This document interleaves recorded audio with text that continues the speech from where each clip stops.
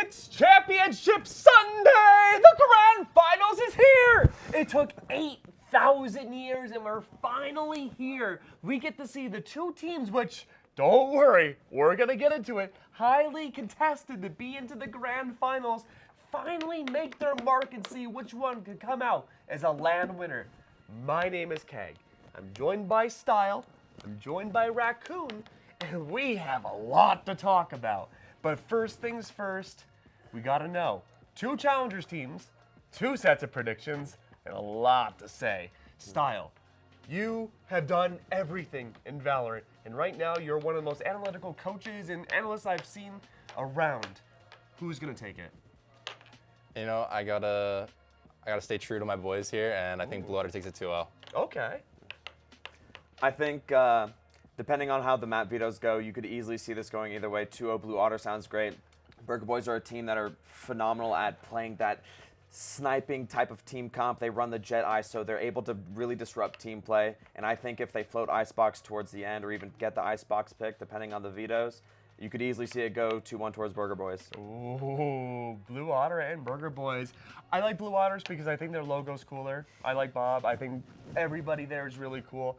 But Icebox has been that big point of contention. And to give a bit of a spoiler, we were really curious about what the vetoes looked like because Icebox, whether or not it gets picked or banned, might be the deciding factor of the entire Grand Final style. Yeah, I think that is kind of the question, right?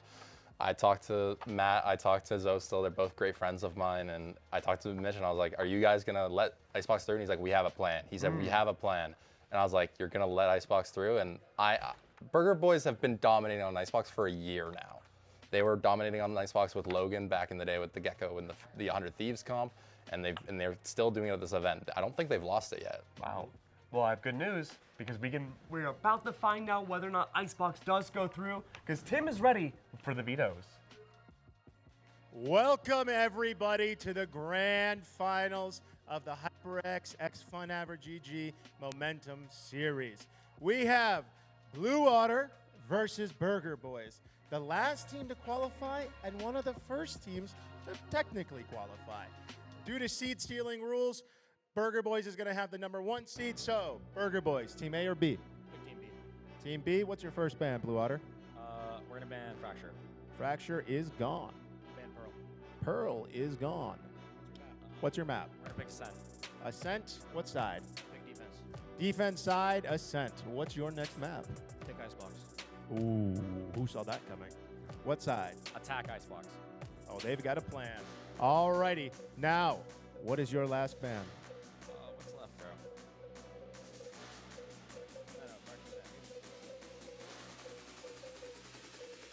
Ban Split. What's your last ban? Ban Split. Split is gone. Now we have a decider between Haven and Lotus. Ban Haven, play Lotus. Lotus is going to be the decider. What side are you starting? We're going to go CT Lotus. CT Lotus. They did come in with a plan, Ryan Riggs. So let's get these guys back to stage and let's get this game going, and we'll see you in a little bit.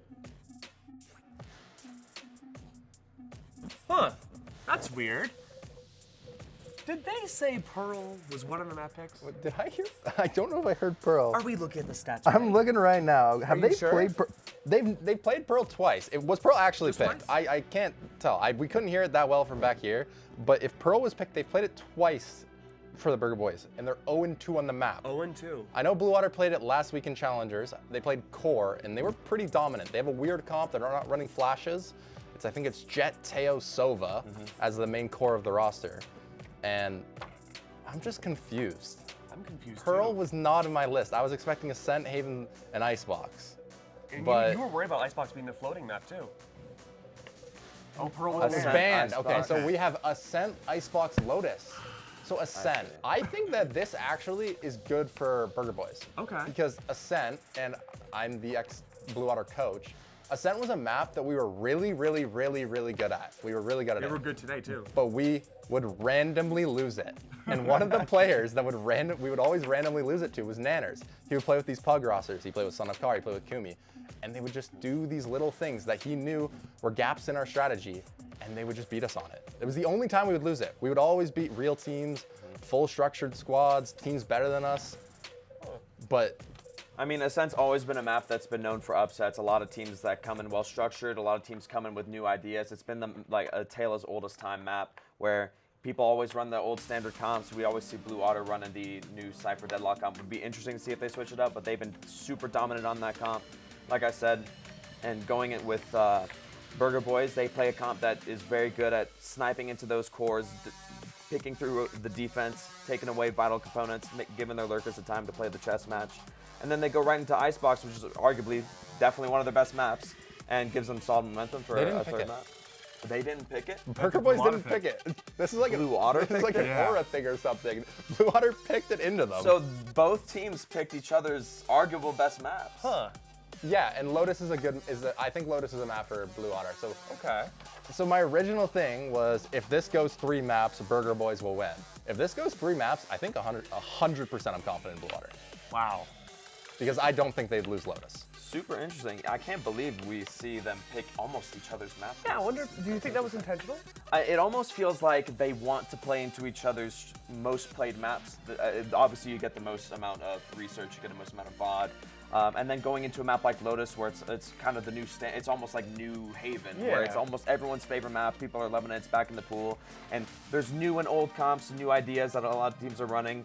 Can't wait to see what these two teams bring to the map. Well, let's take a look at Burger Boy's roster and see maybe if we could start dissecting this a little bit and see, is there a realm of possibility about why each team chose each other's best map style? What the hell's going on, man? 197. That's all I'm seeing up there. 197. That is unreal.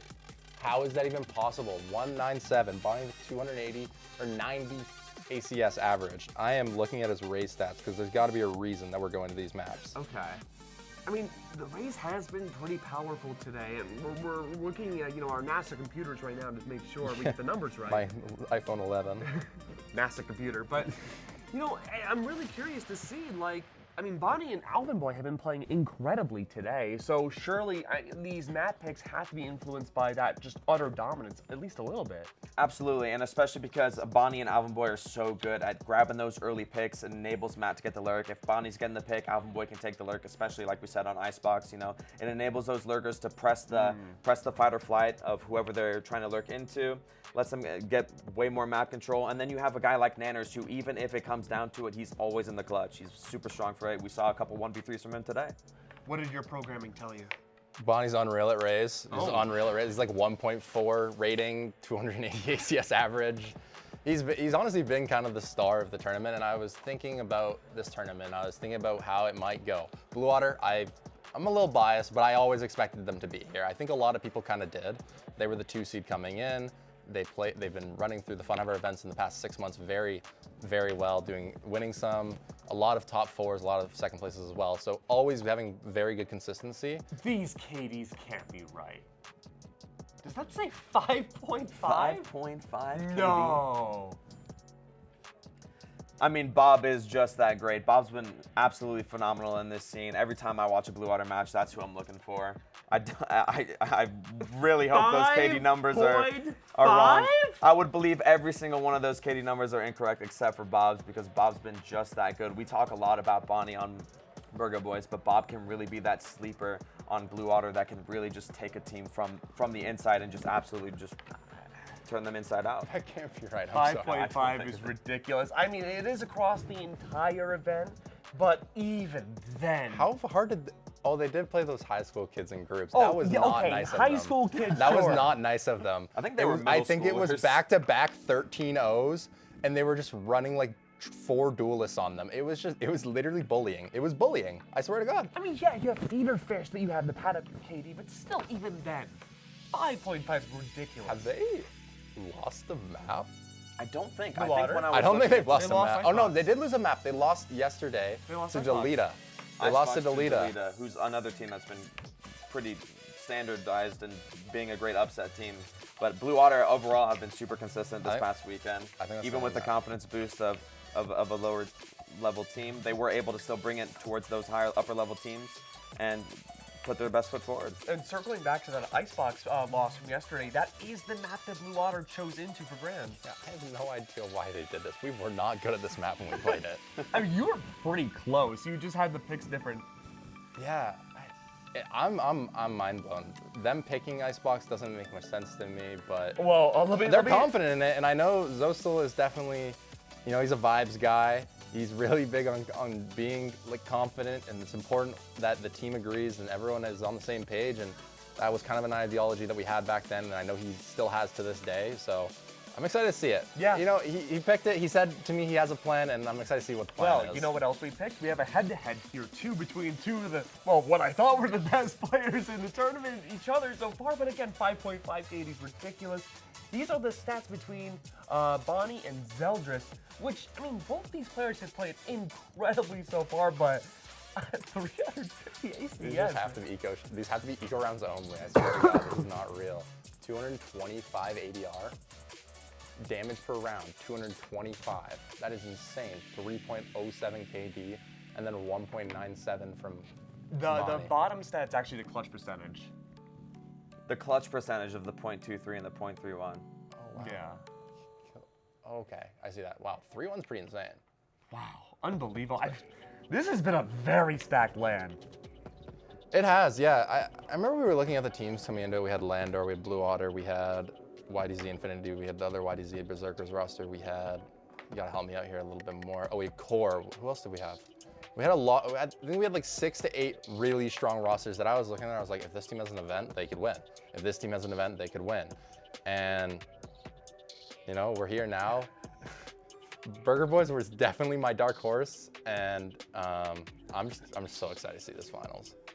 Absolutely. I mean, I've always said that these two teams are clashing together like an immovable object versus an unstoppable force. You just have Blue Water who run those standardized comps, but they run them to the pinpoint perfection. They absolutely play with precision, and they are always at each other's backs, completely automatic. And then you have another team, the unstoppable force of Burger Boys, where you never know when Alvin Boy's gonna get one. You never know when Bonnie's gonna dash under tube on Icebox, B-hop all the way to top site, grab a kill, get your post plant, and then you have Nanners sneaking in a 1v3 to clutch the round.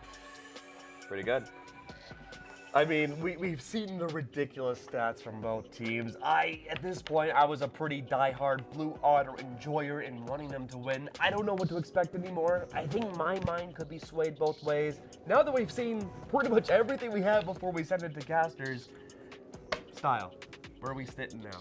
The final prediction? Yeah. I'm staying true. I'm staying true to my friends. I'm staying true to the team that I helped build. Blue Otter 2-0. Okay. Raccoon? I have to think that even if Blue Water take that first map, Burger Boys are so strong on Icebox that they can really pull enough momentum into Lotus to really have a strong showing. I'd like to see it be a very competitive match, but I'm going to take Burger Boys in the 1-2. I'm being ripped in both directions. I don't know who to choose, mom or dad, but that's okay. We still have plenty of time. These are the talent predictions. Ooh, okay. It's pretty split across the board. Yeah, just That's your analysis? I don't got much to say. We're gonna let the match talk. I'm excited to see. I think that this is honestly, it's really random. We're in Vegas. It's a little bit of a gamble, whatever way this game goes. Wow. Icebox, this could be an oversight from Zostil and the Blue Water Boys. This could be, this is their insane idea. They have some hidden comp they've never shown before.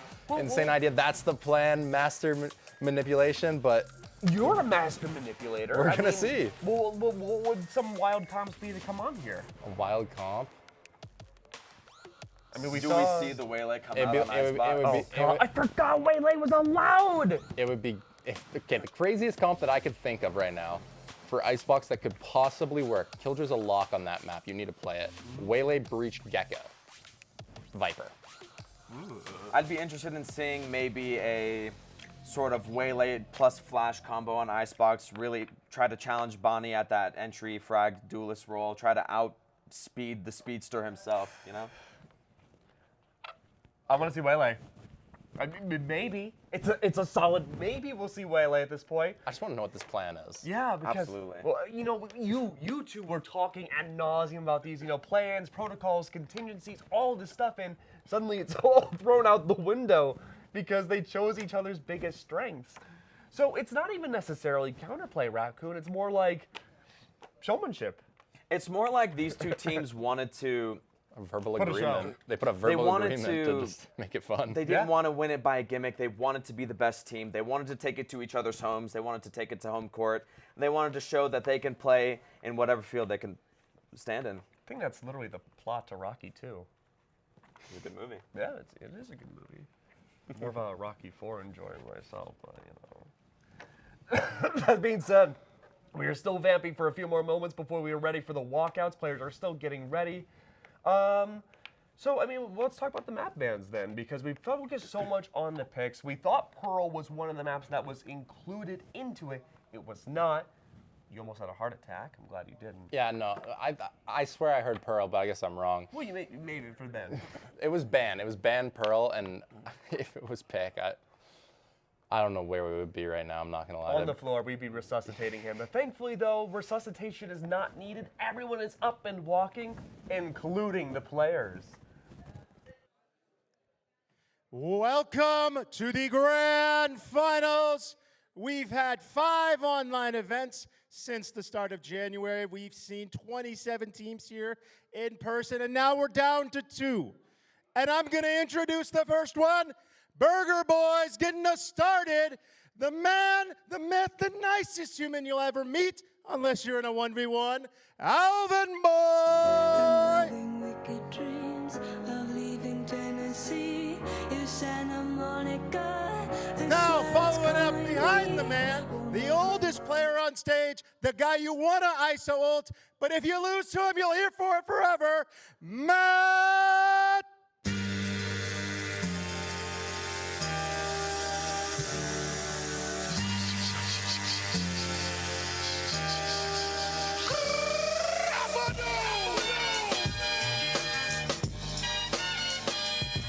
The man with the most rounds on VLR in history and the least championships, Retro Q. Where did you learn what it means to reciprocate? How much can I be expected to tolerate? So I started to think about the plans I made the day unpaid.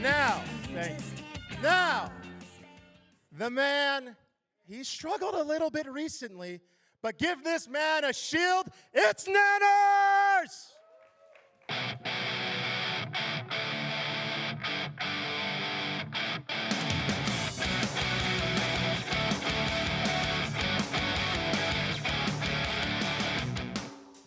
Tell me what our time went, and if it was time. Now, last but certainly not least, the man that just got back from being drug tested because how is a human being this fast? Bonnie Y'all didn't get to text or call or anything in the slightest. I told you that I don't mind it. The look on my face that I'm lying, like, why do I do that? Why do I do that? Now this is Burger Boyz, your 1 seed, the favorites to win it in my opinion. Let's get excited because now, we have something really interesting. We have Blue Otter to get us started with the man with the op you don't want to face, Zeldris! Maybe it's 'cause they leave me where you found me. So don't leave. I just love the way you got me feeling. Love feeling inside. Now, he's not as sweet as a Turkish delight, but he's got aim like the best Turks out there. Shondex!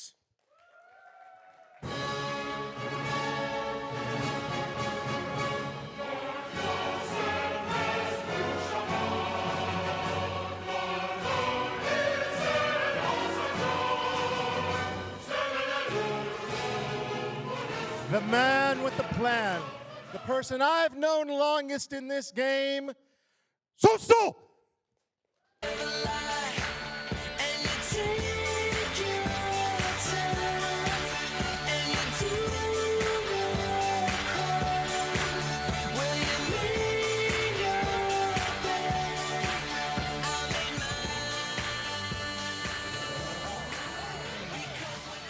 Now, a player that made history, being the first GC player to enter a Tier 2 circuit, Quinn Bobster!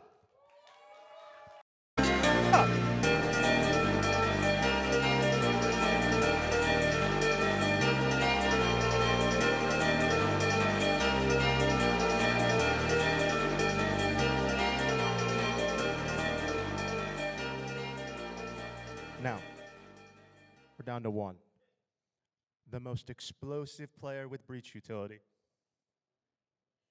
The man that you don't want to face under any circumstances. Zeke! Your magic sheet, let's go. Cali take to give you mop, that's top. Seen her turn a bunch of rocks to snots, color rock. Making hip hop look like rock on jock. Blowing gas by the crop, don't do pounds of blocks. Made these sneaks This under my is socks Blue so I can Water. walk the spot. This I is sell my Burger bitches, Boy. that's too funny, Let's 'cause get I this like a lot. going. Ooh, the fuck is up? See you guys in the server. The camp, the cat, the vamp. I'm like a broken back. I'm back. Your magic sheet.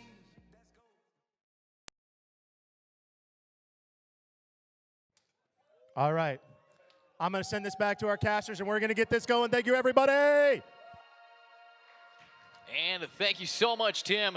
This is a hype grand finals for us. We've had all of our analysts think about what could possibly go down, but it's only the players that matter here, as they're ready to get on into this game and showcase why they made it through that insanely stacked bracket. We saw some KDs there that looked a little bit inflated, but let's see if they can keep up that 5.5 for Bob, as this is going to be a very intriguing match for us, Zobi.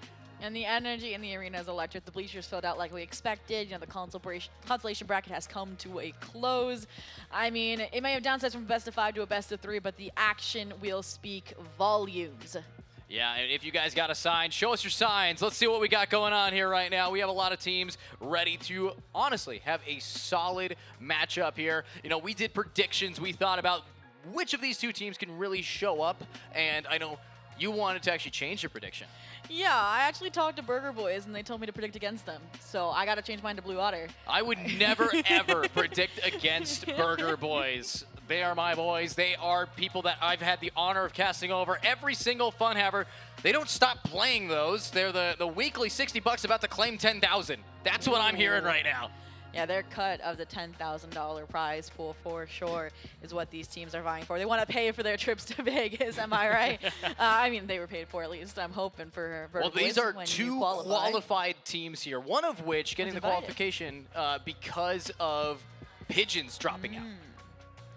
Well, aside from that, getting ready to jump into the grand finals, I want to touch back up on the map pool because I know there was some confusion around the picks and bans, right? So we got Ascent, we got Icebox, and we got Lotus. And while we thought they were picking their opponent's map pick, they picked into their strongest maps. So starting to jump into here for Burger Boys versus Blue Otter, and that's spicy.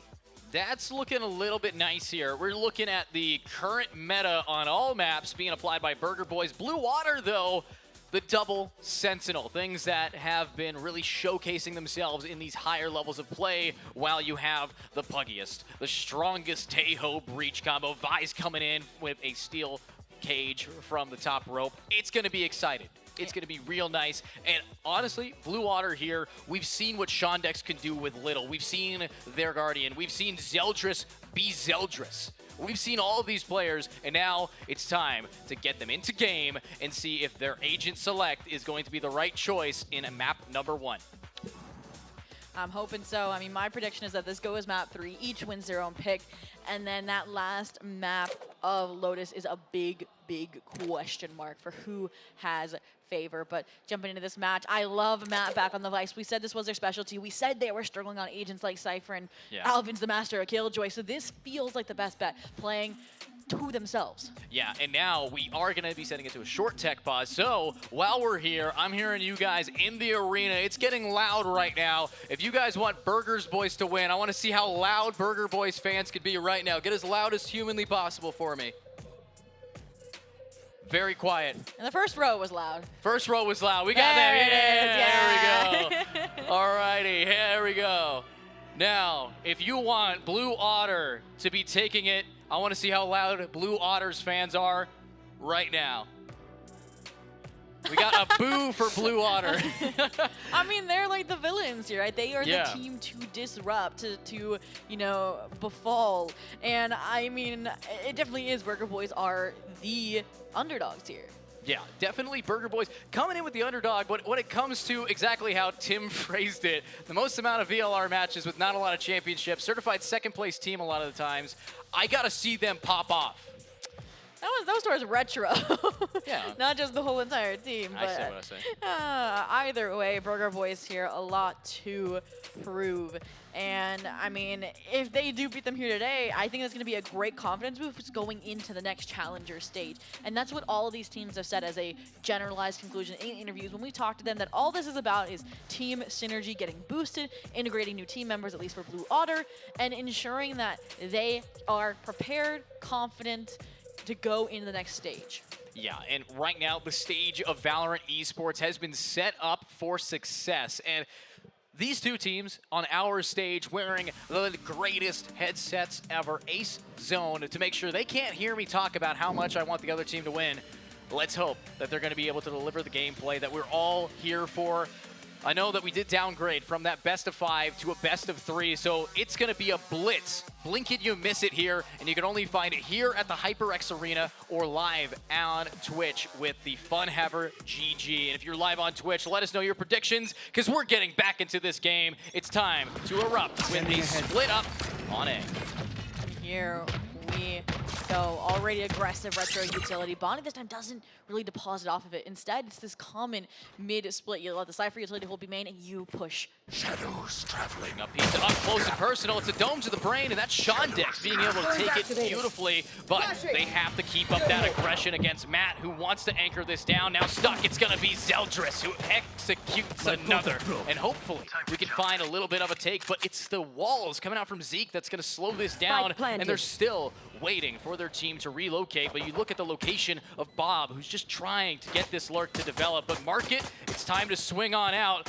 Maybe, just maybe, execute Zostal. If anybody can do it, it's Bonnie. And that's one absolutely clean, but dashes right on in, and that's Retro able to grab there, but Zeldris keeps up the pressure. We now see the lurk coming out from Bob. Standing. It's here, but Zeldris is not done. And there's the headshots. There's the round. Pistol round of finals starts off strong here for Blue Otter. And I mean, that's almost back to the script that Burger Boys has been following. And like, we had a brief pause from it in the semifinals. So they're going to brush that off. They're going to move on. It's going to be just another Sunday in the office. But what I did see there was, again, the repercussions of a Vice. Like, yes, you can split up the wall in the flash, but you're not going to get the same level of information, the same control over mid. And Blue Otter has already identified that weakness and exploited it. So we'll see if it has lasting impact this half or continued relevancy. But for now, standard buy-up, waiting for an aggressive play to push through B main, which Alvin Boy is trying to do. Yeah. Ascent, we've talked about it a lot today with the new just sheets over it. The metal is blocking it. You have to take that mid or that early B main aggression, but it's going to be Bob taking the mid aggression to get out Matt. And without Matt, without the Sentinel, it's going to be a lot easier to find Bonnie. It's going to be a lot harder to diff it against Alvin Boy. And these are a lot of trades back and forth, but again, Burger Boys has to pull out a Thrifty if they want to just completely flip this for us. Well, you already have a 1-for-2 trade here. You did lose your flank watch, so I'm hoping to see someone try to exploit that, but none of these players look like they're in the position to do so. Spike leaning towards the A site, towards players like Retro and Nanos, who we've seen are Classic and Sheriff demons with full utility at their disposal. This could get dicey, and Zeldris is even trying to sell a fake over towards the B site, but no one has budged. Yeah, not a lot of movement here. They know that if they're going to see a Yoru, they're definitely going to be baited there. And right now, it's time to get that util out. And what a grab. Luckily, no one's going to quite swing yet. It's a counter Teho to slow things down and protect their teammate. But Retro right on through the smoke. But let's see more smoke plays. One and done with the round being ended. Alvin Boy, beautiful attempt, managing to dodge the smoke, dodge the wall, and almost got him all. Yeah, one player was blinded, but I don't even know where the secondary blind came from. But then Alvin Boy is, feeling around in the darkness, hoping to find some additional ones. Good damage, to say the least. But again, the buy was so strong, Zeldris supporting the Vandal, that the carryover here is profound, and I would be afraid and cautious if I were Burger Boys. Exactly, and let's see if there's any caution to the wind here from Blue Otter's comms. A listen in for us right here. No, I don't know. They just saw those. I'm gonna TP back in, bro. Can you flash? Can you ready to flash? Nothing. What I made though. What I made. Grab No, it. no, no, Nothing. Aftershock. Alright, fuck deep, bro. They have no util right now.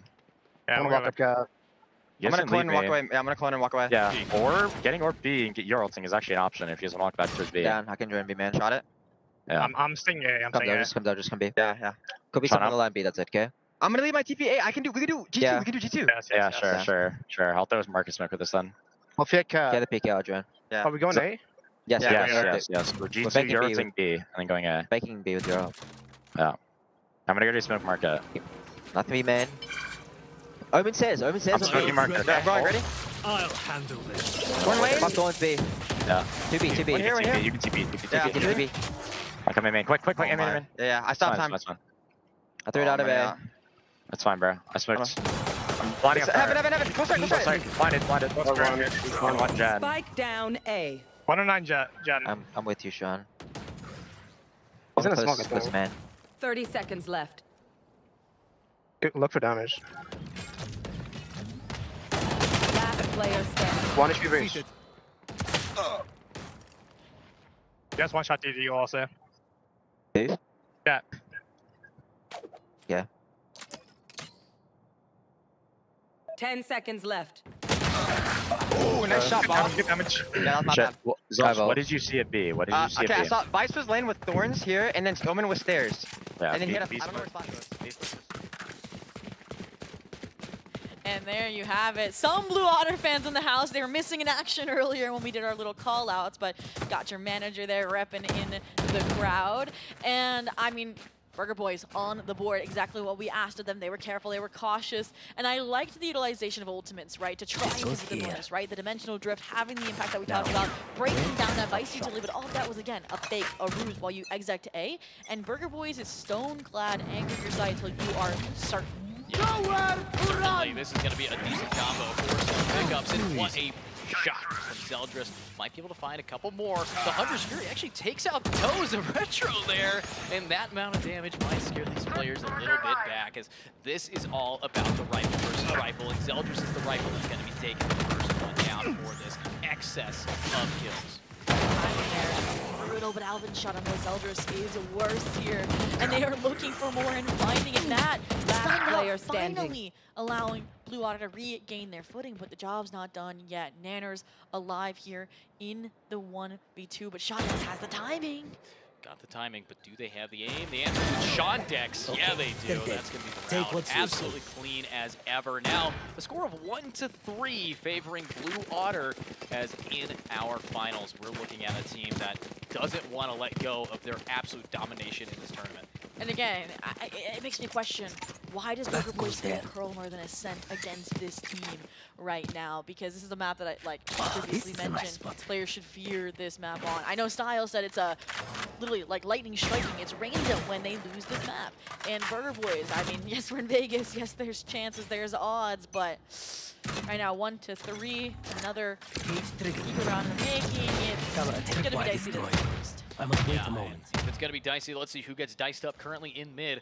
A push up for the ages as the Jet ready to swing. And not quite there yet. They're just tapping the smoke. And there it goes. It falls, and so does Spike Zeke. down, Another mid. pick here for Matt, but Lion has it fast. Matt is going to be Zostel get one. Looking at the high ground, Bonnie always just so good at taking advantage in space. Retro will be able to get a trade, but mid breaking off, eventually favoring Burger Boys. I like this from this team. I always do. They know when to disengage, and it seemed like Alvin Boy tried to, but it was futile. And speaking of futile, Nanners with the out. Marshall gets one no scope, but can't finish the job. Nanners, that's just not what we do. And That's going to just be Retro now. 1v2, they lose the positioning, they can't just give up that spike control again.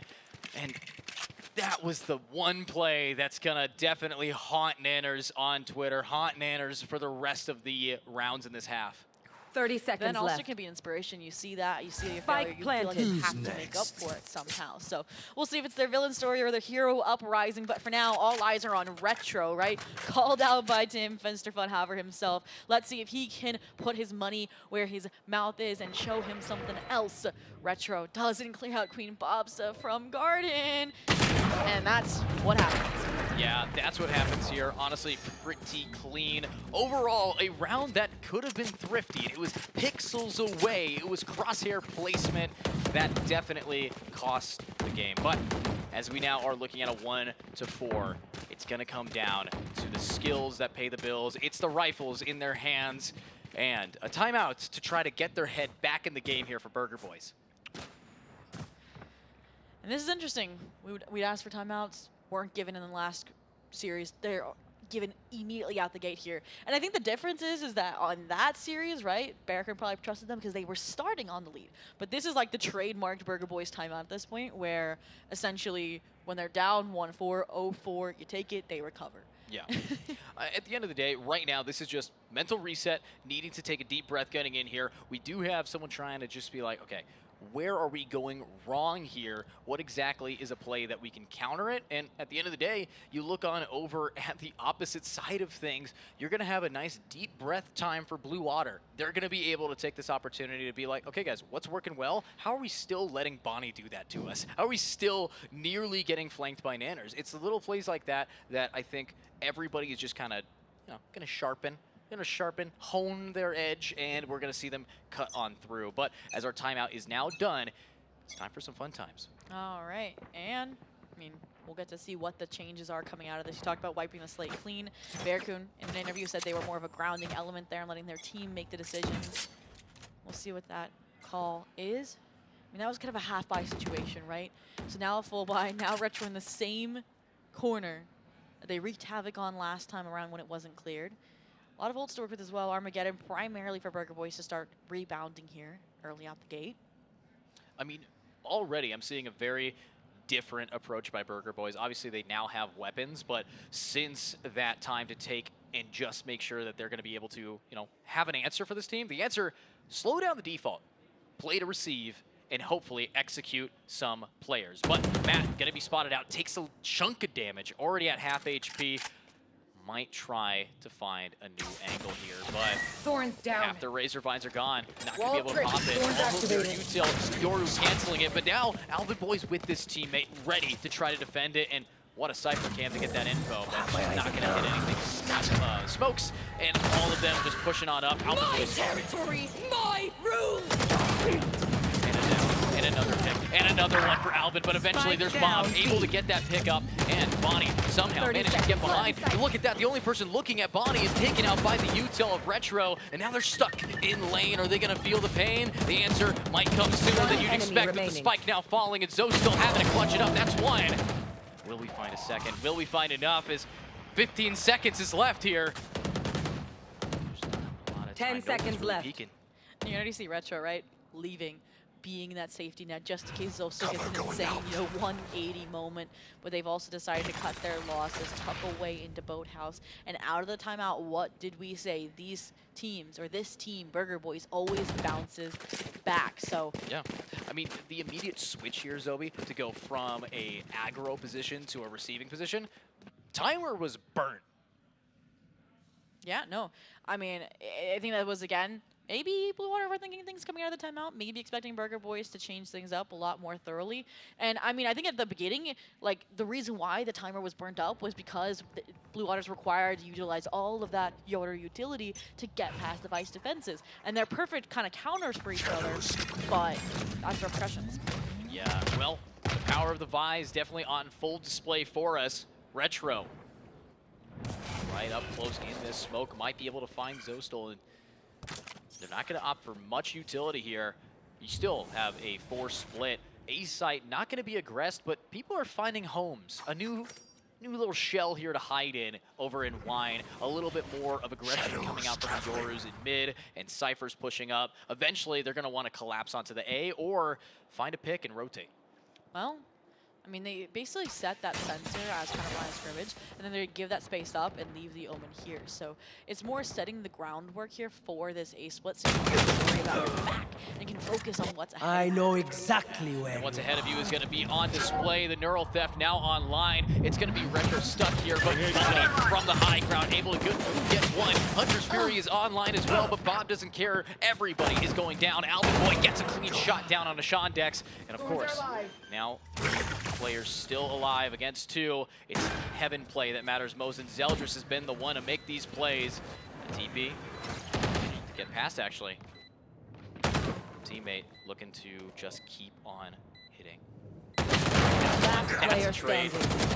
And another one from Matt. Hold up. One more. No! So close here.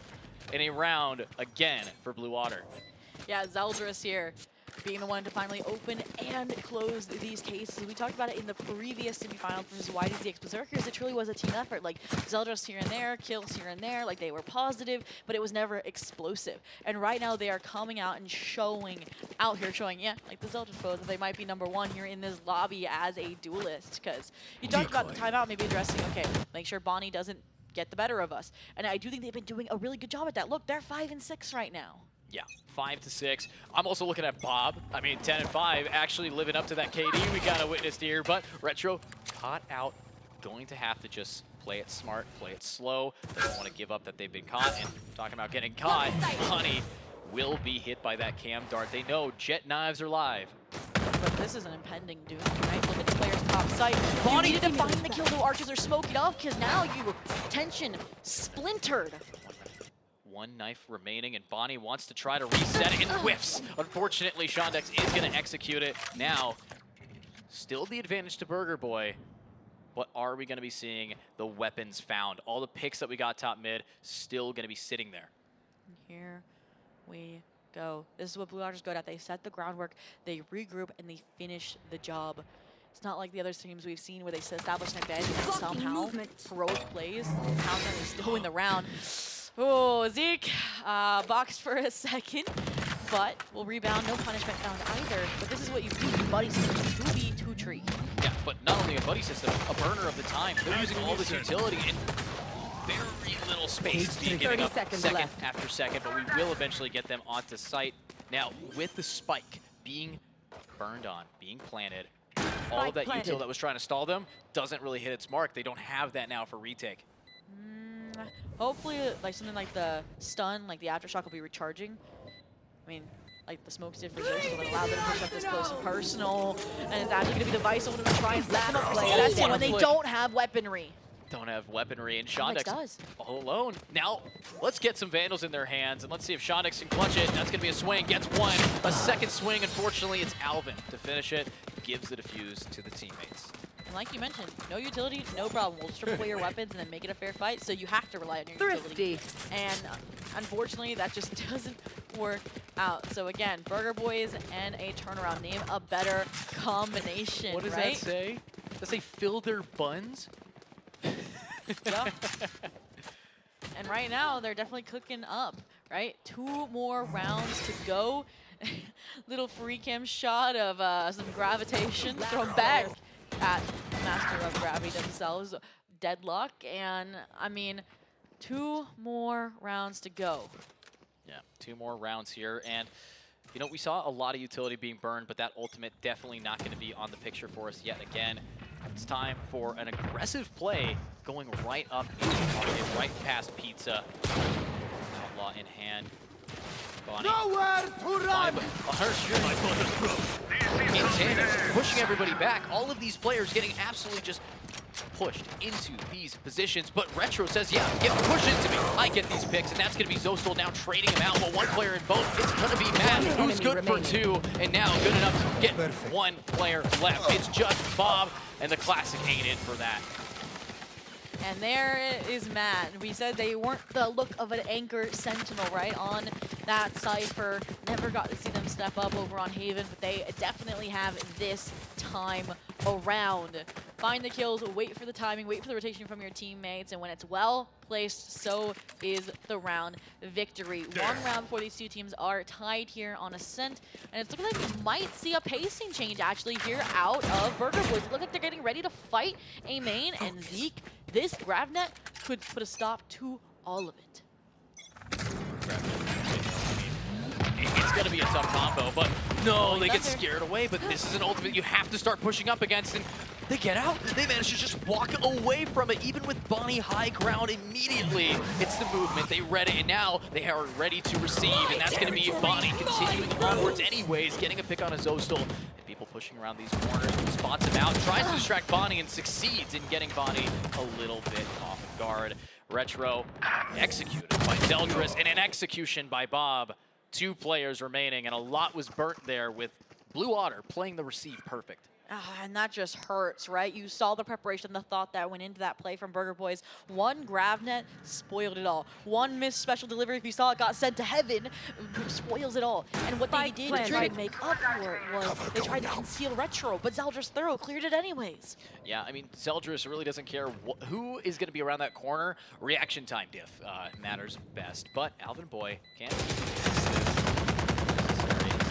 decides to break it so their team can work together here, help Matt on through. But here's the second time we get it, dodges it, able to swing out anyways, huge from that. And now it's just gonna be Matt in a 1v2, 70 HP, not exactly easy, and spots it, dinks it, gets the execution, remaining. 30 HP, one hit, wonder, can we see it? It will be Zeke to win it out for Blue Otter.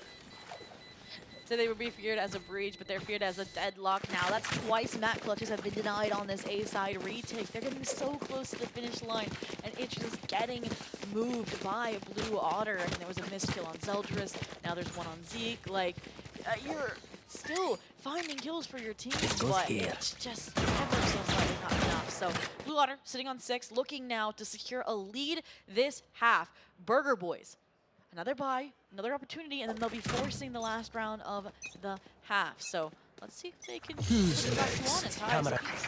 Nice big dimensional drift here from Zeldris and a Cam to spot anybody pushing up. Time to jump. Cat. It's time to now execute. Here. This DD is going to be able to spot out the Omen, and time to execute the Omen with the weapons you bring to the table. And no, it's the Omen who's going to be able to return that fire. Unfortunately, Sean Dex is going to grab Matt. Zostal ready to find this Omen. Alvin Boy.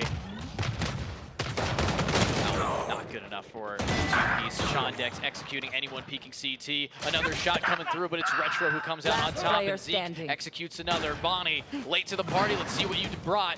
One pick here. Vlogs are gone, and that's going to be the round. Blue Otter up 3 rounds. And even when Blue Otter's making these small mistakes, like Zeldris getting outplayed by their own recon ball, only revealing Matt and not Alvin Boy, and they find the frag, they find the entry player, the rest of the team just picks up the flag and is able to still keep and maintain that site control, that advantage.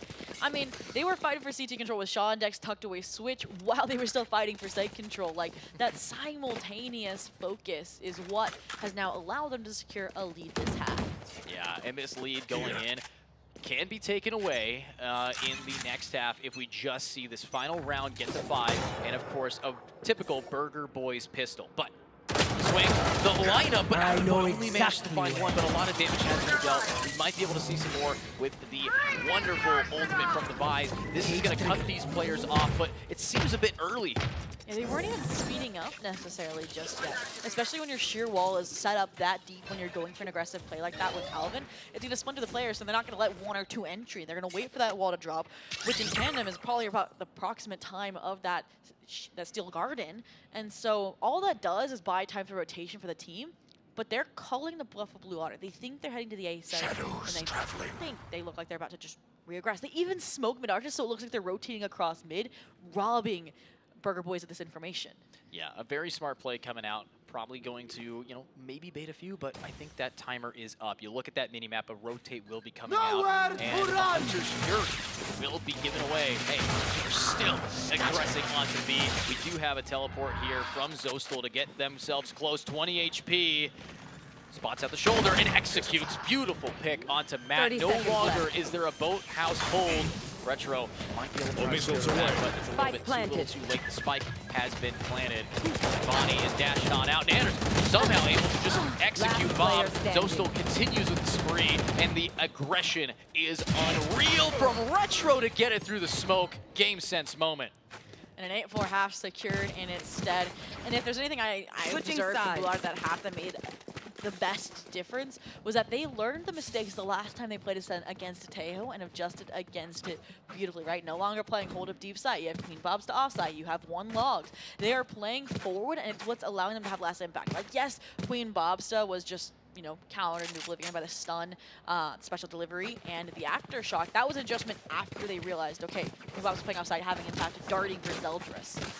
Yeah, and looking at the team, looking at how the audience is still favoring Burger Boyz right now. They still know that Burger Boyz is all about the comeback, all about having pressure make diamonds. And of course, for Burger Boyz, these patties are going to get nice and charbroiled. They're going to be squished down, and they are okay with that. They want to do some damage, all right? And Blue Otter might have to start us off strong, but Burger Boyz, we know that their pistol is the scarier one. Yeah, the best meat takes time to marinate, and that's exactly what we will see hopefully later into this map. But look at this, Zeldris trying to place the boiler, trying to work pressure. The stun combo, it speeds up the execution. There's a sheer wall. Let's see how they respond.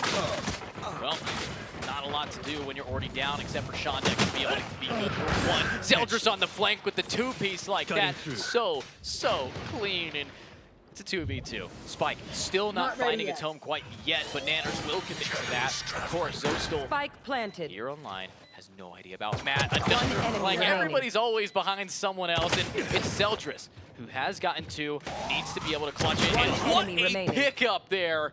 Can't allow Nanners to be the flying Dutchman, able to hit that knee, but 2 rounds. Reloads, gives up position. They're gambling for these shots to hit. Matt, boy, are you hoping you win this round? And you do. Your sheer wall was set off. Some lapse in communication. I didn't see a distraction that stopped those players from fighting Zeldris head on. And as a result, that's why those 2 teammates fell. So be the one to pick up the slack to remedy your mistake and clutch out the round that was fundamental to a comeback after an 8-4 half. That's what you love to see.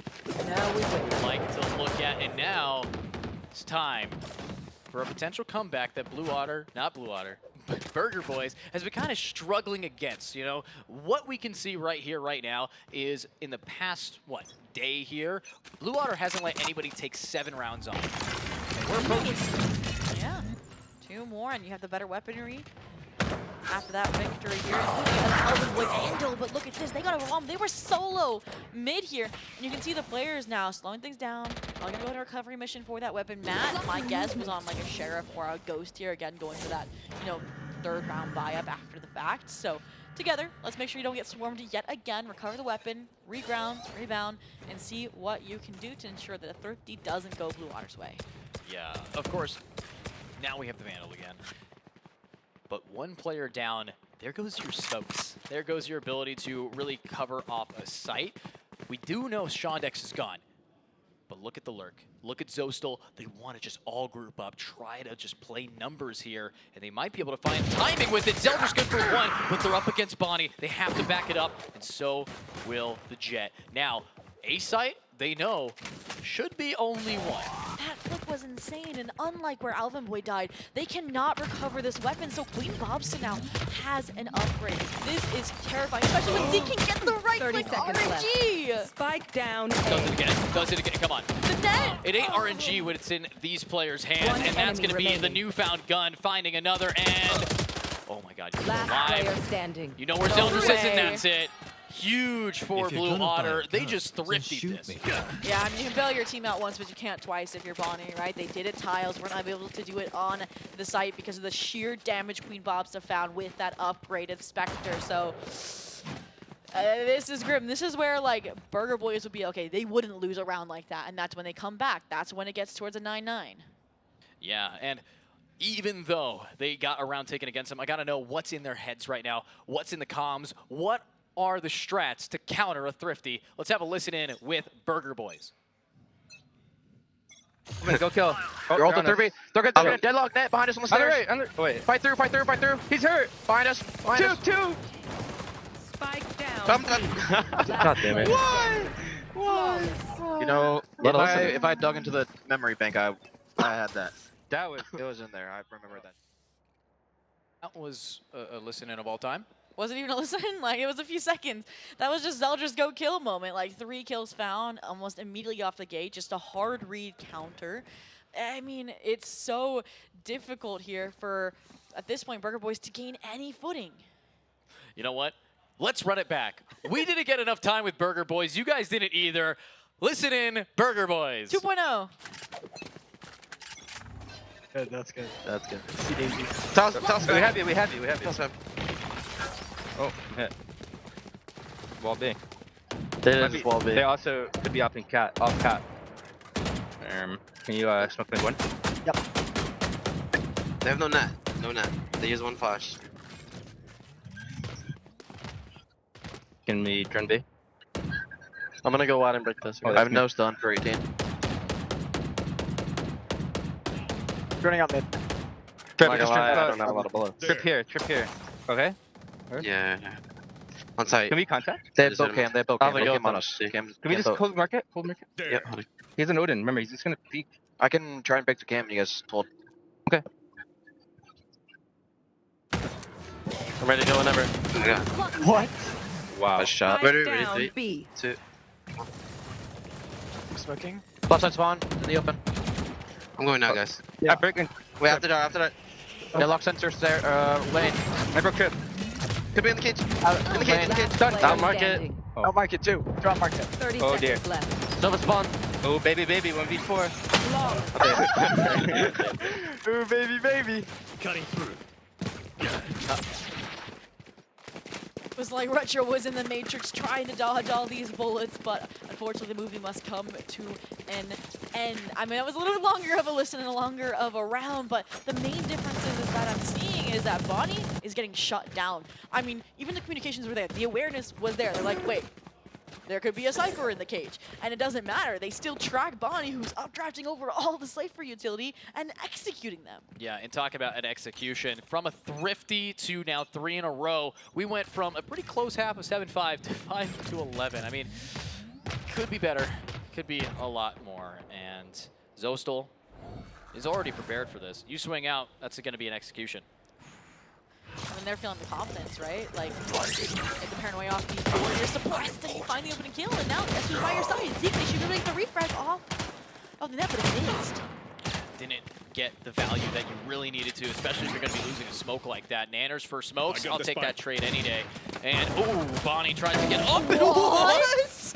All right, Zeke, just stop it. That's crazy. And Shondex is going to be here as well. But Alvin Boy lurking up, finds an opening. And wait a minute, B site's empty. We are not done with Burger Boyz this round quite yet. But there's a Sonic Sensor lane, so that's going to slow things down just a bit because it's Bonnie with the spike. And I don't expect them to take the long route, the scenic route, all the way to stairs. So there it is. And suddenly it's going to be these players knocking on your door here. Interestingly enough, clearing out all these corners because they don't know. I mean, you gotta be careful. But besides that, the timing, they're gonna meet each other here for the retake. And the players, I think they recognize the mass is brewing on the flank. Yeah, I mean, they're looking for Bob in those moments. The wild card that she is, now Alvin Boy, cut off by a wall, is going to have to ult to probably ult all the way to boat to now have to clutch it. And this is a very readable location, and immediately countered by Zeke. And that's match point advantage. That's definitely when you want to utilize those ultimates, right? When you can get that impact, get that turnaround. And I think Zeke's been the most impressive this game to me personally, right? They've shut down almost single-handedly every turnaround play that usually leads to these Burger Boy comebacks. And those pivotal moments are what you're going to look back on and be like, wow, we had a great strategy, and then one player ruined all of it. Yeah, and honestly, getting into this next round, I mean, this is more, when you're looking at a 5-12 score line, you're not able to get it. You just got thriftied off of your pistol. Burger Boyz might be thinking, okay, well, we're guaranteed Icebox, right, guys? Like, what's our plan coming in? I mean, right now, you have to just reset yourself here.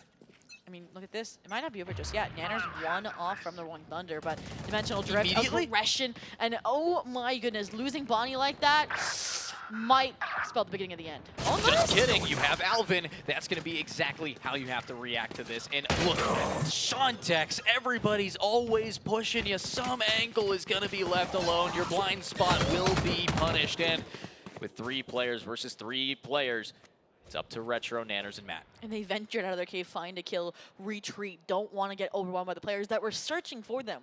Blood in the water, they wanted revenge, and now, I mean, you convert that immediately into a flank. Like, you are not going to expect Shantex there in a million years behind you in spawn. And, I mean, this point, the deadlock wall did dissipate, so they may be able to speed up onto the B side before this becomes their fate. But even then, look, Zeke, we talk about the rechargeable net, it's back online. Yeah, back online, but that smoke's gonna fail. So and there we go. Grabs all of them, and Shandex right behind him. Here we go with Zostel with 2, and that's the game. Not even 7 against Blue Otter here. 5-13, Burger Boys. The fan favorite is gonna have to fan a new idea here. What did I say? That singular agent, that deadlock was spoiling everything. Left, right, and center down to the last play, the last hope, which was that Rolling Thunder. Literally, Teo Missiles go out, so does the net simultaneously, and the Rolling Thunder on site has nobody to punish off of it. Yeah, no real punish quite yet, but with our first map gone, it's gotta come down to that icebox. We were all shocked that Icebox was not banned against Burger Boys. This is what they want. So Lotus, definitely the looming decider here for either team. And if you look at it, Lotus here for Blue Otter, they're looking amazing going into this next map. Yeah, and I mean, it's not that Icebox is a bad map for them. They said during that post-match interview with Keg that there were just problems they didn't want to address on that map in such a tight turnaround. So I'm curious to see what the changes are going to be, because we may have a Reyna coming our way if they run the same comp they did the last time they played this map and dropped the only map during their run. But overall, like, that scoreline does not tell the story, right? 13-5, how many of those rounds came down to 1v1s that could have gone the way of Burger Boys? It's insane. Yeah, at the end of the day, there was a lot of really early aggression that was just won. It was just theirs. And when you look at Blue Water not getting the typical treatment that Burger Boys hands to these teams, you're going to have to look at Burger and you're going to have to say, all right, what's going on? Are we letting them flank us too much? Why is Zeldris always behind? Why is anybody in our blind spot at all? And of course, why does the Classic do that? Like I said, Zeke, like, no matter what it was, the utility, the right-click classics on the choke point A main, if I had to choose MVP regardless of statistics, it goes to him. And I mean, we talked about Zeldris, right? Like, everybody leveled up on Blue Otter since that game we commentated. And like I said prior, when we were starting the second semifinals, they were already at a disadvantage. They weren't awake yet. They were here at 9 a.m. They're gamers. So they have, gotten to sit in one of the VIP rooms here at the HyperX Arena. They've gotten to warm up effectively, take a break, rethink what went wrong against their last opponent, even though it was a 2-0, and prepare.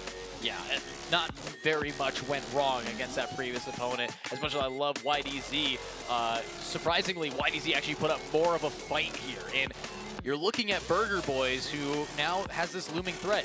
If Bonnie is not getting there first, then their first map is going to the enemy team. And now Blue Otter, I think they have an answer for Icebox. It's just take down Bonnie. And now the answer is, how do we do that? Is it going to be the KJ util lurk? Is it going to be just playing to receive? A lot of their angles were just one on reactions. And not even that, but one on aim. And that's what I'm worried about here, because we talk about what the win conditions are on this next map of Icebox. Bonnie, the confidence, I feel like they can definitely brush it off, right? Like, this is a vibe team. Like, we've heard it in the comms. We've seen it in the celebrations. I'm more worried about the lurks that are usually capping off rounds for Burger Boys getting dismantled by a player mid like Shandex. Yeah.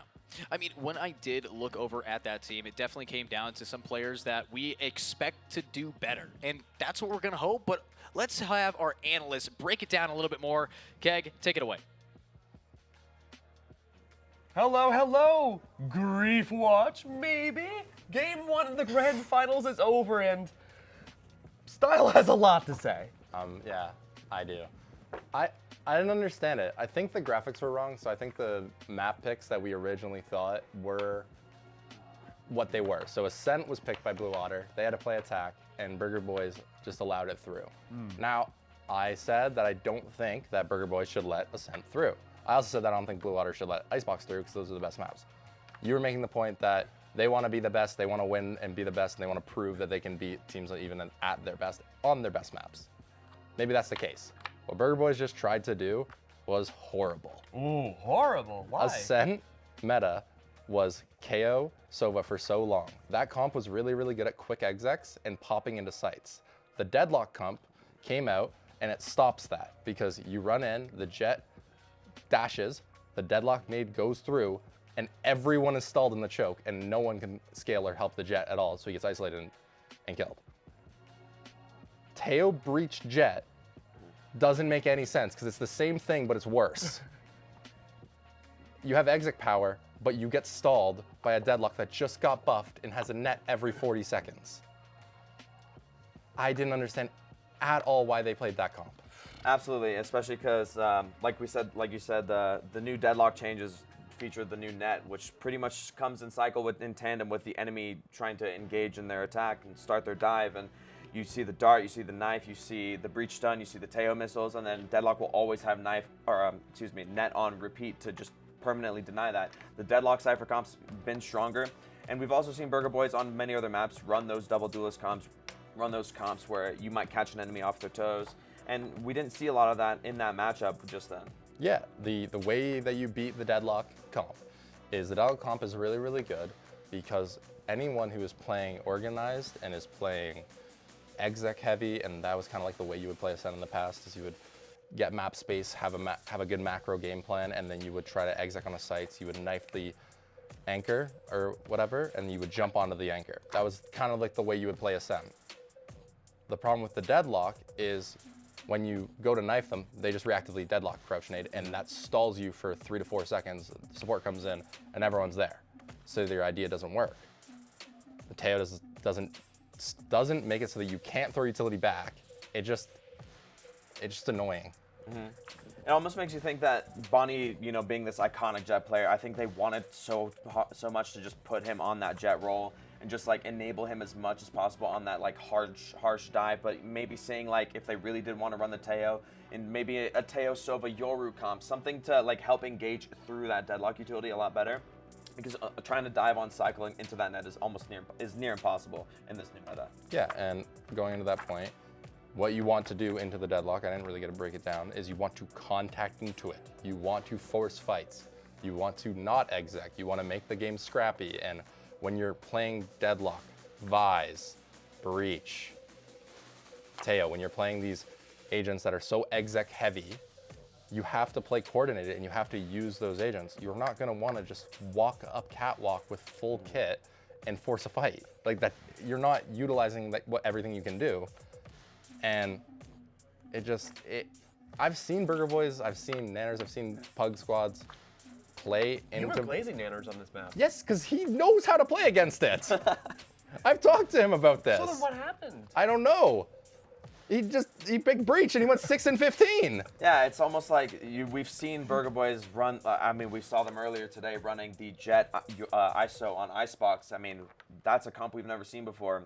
It almost feels like they tried to be too standardized into this map, where it feels like maybe if we did see them run a Jet ISO, maybe a Yoru ISO type of comp, heck, even maybe a double dome Omen Clove comp, they could have tried to get more innovative, try to tie in the map a little bit more, get a little more scrappy in those fights, which we've known to see them for. Yeah, and that's where they excel, right? Their Icebox, which is the map coming up, right? The highlighting points and the things that they're good at is their scaling. They're very good. Bonnie's gonna dash in. He's gonna wait a second. People are gonna be underneath him. People are gonna be to a side of him, and they're gonna be peeking you as a 3-man like triangle. It's so hard to deal with. But you can't do that on Ascent. Right. It's not possible. There's no elevation. It's one choke point. The map is defensive sided. And if the map's defensive sided, why would you play a comp that is about— I just don't understand it. I agree. And I will say this though, what I did notice from Burger Boys that I really liked to see on that map was a lot of their util combinations were really great in tandem. We saw a lot of Breach and Tejo combinations, not just the standard stun missiles. We saw them running their drills with their Tejo stuns as well. They were always communicating, and it seemed like even when they were down, they were still, talking to each other. They were still at each other's backs. I think they really do have a chance to cut the momentum, but it does seem that confidence is at an all-time high for Burger Boys. Zeldris was running it down.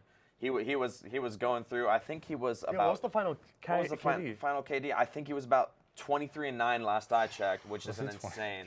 He was running 3K after 3K, flawless after 23 flawless. and 10. 23 and 10 was the final KD for Zeldris, and starting on attack, Yoru, he completely dominated that game. So it's anybody's map next time. I mean, there's plenty more to talk about for Ascent, but I want to put the idea in both of your minds. If this is the team comp that we're going to be seeing Burger Boys run into on the first map, we go to Icebox next.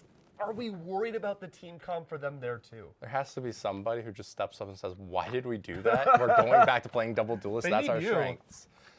They can't get me. But it's gonna be Icebox. It's gonna be scrappy. It's gonna be a lot of fights, and it's a map that I don't think Blue Otter is that great at. I'm gonna be real. I'm the Blue Otter guy. I want to see them win. I think they can win, and I'm trusting in Zostal and his words to me of he has a plan. He knows what he wants to do. So this is looking like it could be the realm of 2-0 then. It's either 2-0 or we're going to third, and third's Lotus, and I think it's gonna go Blue Otter's way, but I guess we'll have to see. Icebox is the next map. That's what really matters right now.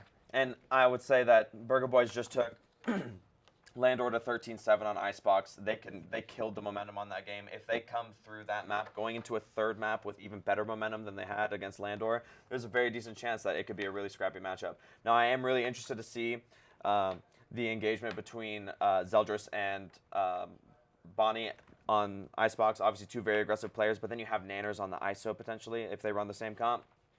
Being able to just snipe those early kills and enable Alvin Boy. I've personally been at the terror of Alvin Boy on the Icebox mid lurk. Incredible player. Nothing strikes fear in the heart of an enemy than seeing Alvin Boy walking up mid. But that's what they're so good at, and they get these early picks, and they just trigger this fight or flight reflex in the defense that makes them want to re-clear mid or want to pivot into a site, and that's where Alvin Boy, it's almost like he's cheating because he always has the perfect timing, and he always gets right in and digs deep and gets that mid pick. I mean, look, it felt like for Burger Boys, the confidence against Landor was a lot higher in that semifinals matchup than what we saw in this first map. Maybe it was just a Sen, could just be a fluke on the confidence end, but I mean, how do you reset going from that first map to the second? Why do we pick that map and you move on? Because in my opinion, it's just a lapse in judgment. You shouldn't have gone into it, but you did, and now you kind of just have to deal with it, right? You're now in a series where you have to 2-0. Essentially, and that's how you have to look at it. You reset, you're going into Icebox, you're feeling confident, it's a map that you are fantastic at. There is no one here at this event. Everyone knows it, everyone's been talking about it. Burger Boys is a very good Icebox team. It makes me nervous though, because, again, I'm not a psychologist, but maybe like overthinking the Ascend comp, you could start overthinking the Icebox comp too. Nah, they're just, no. You go, Teo, Breach, no, we're playing Jet ISO, we're running forward, we're scaling, we're playing together. That's all you have to do. You just have to scale. It's the easiest thing in the game.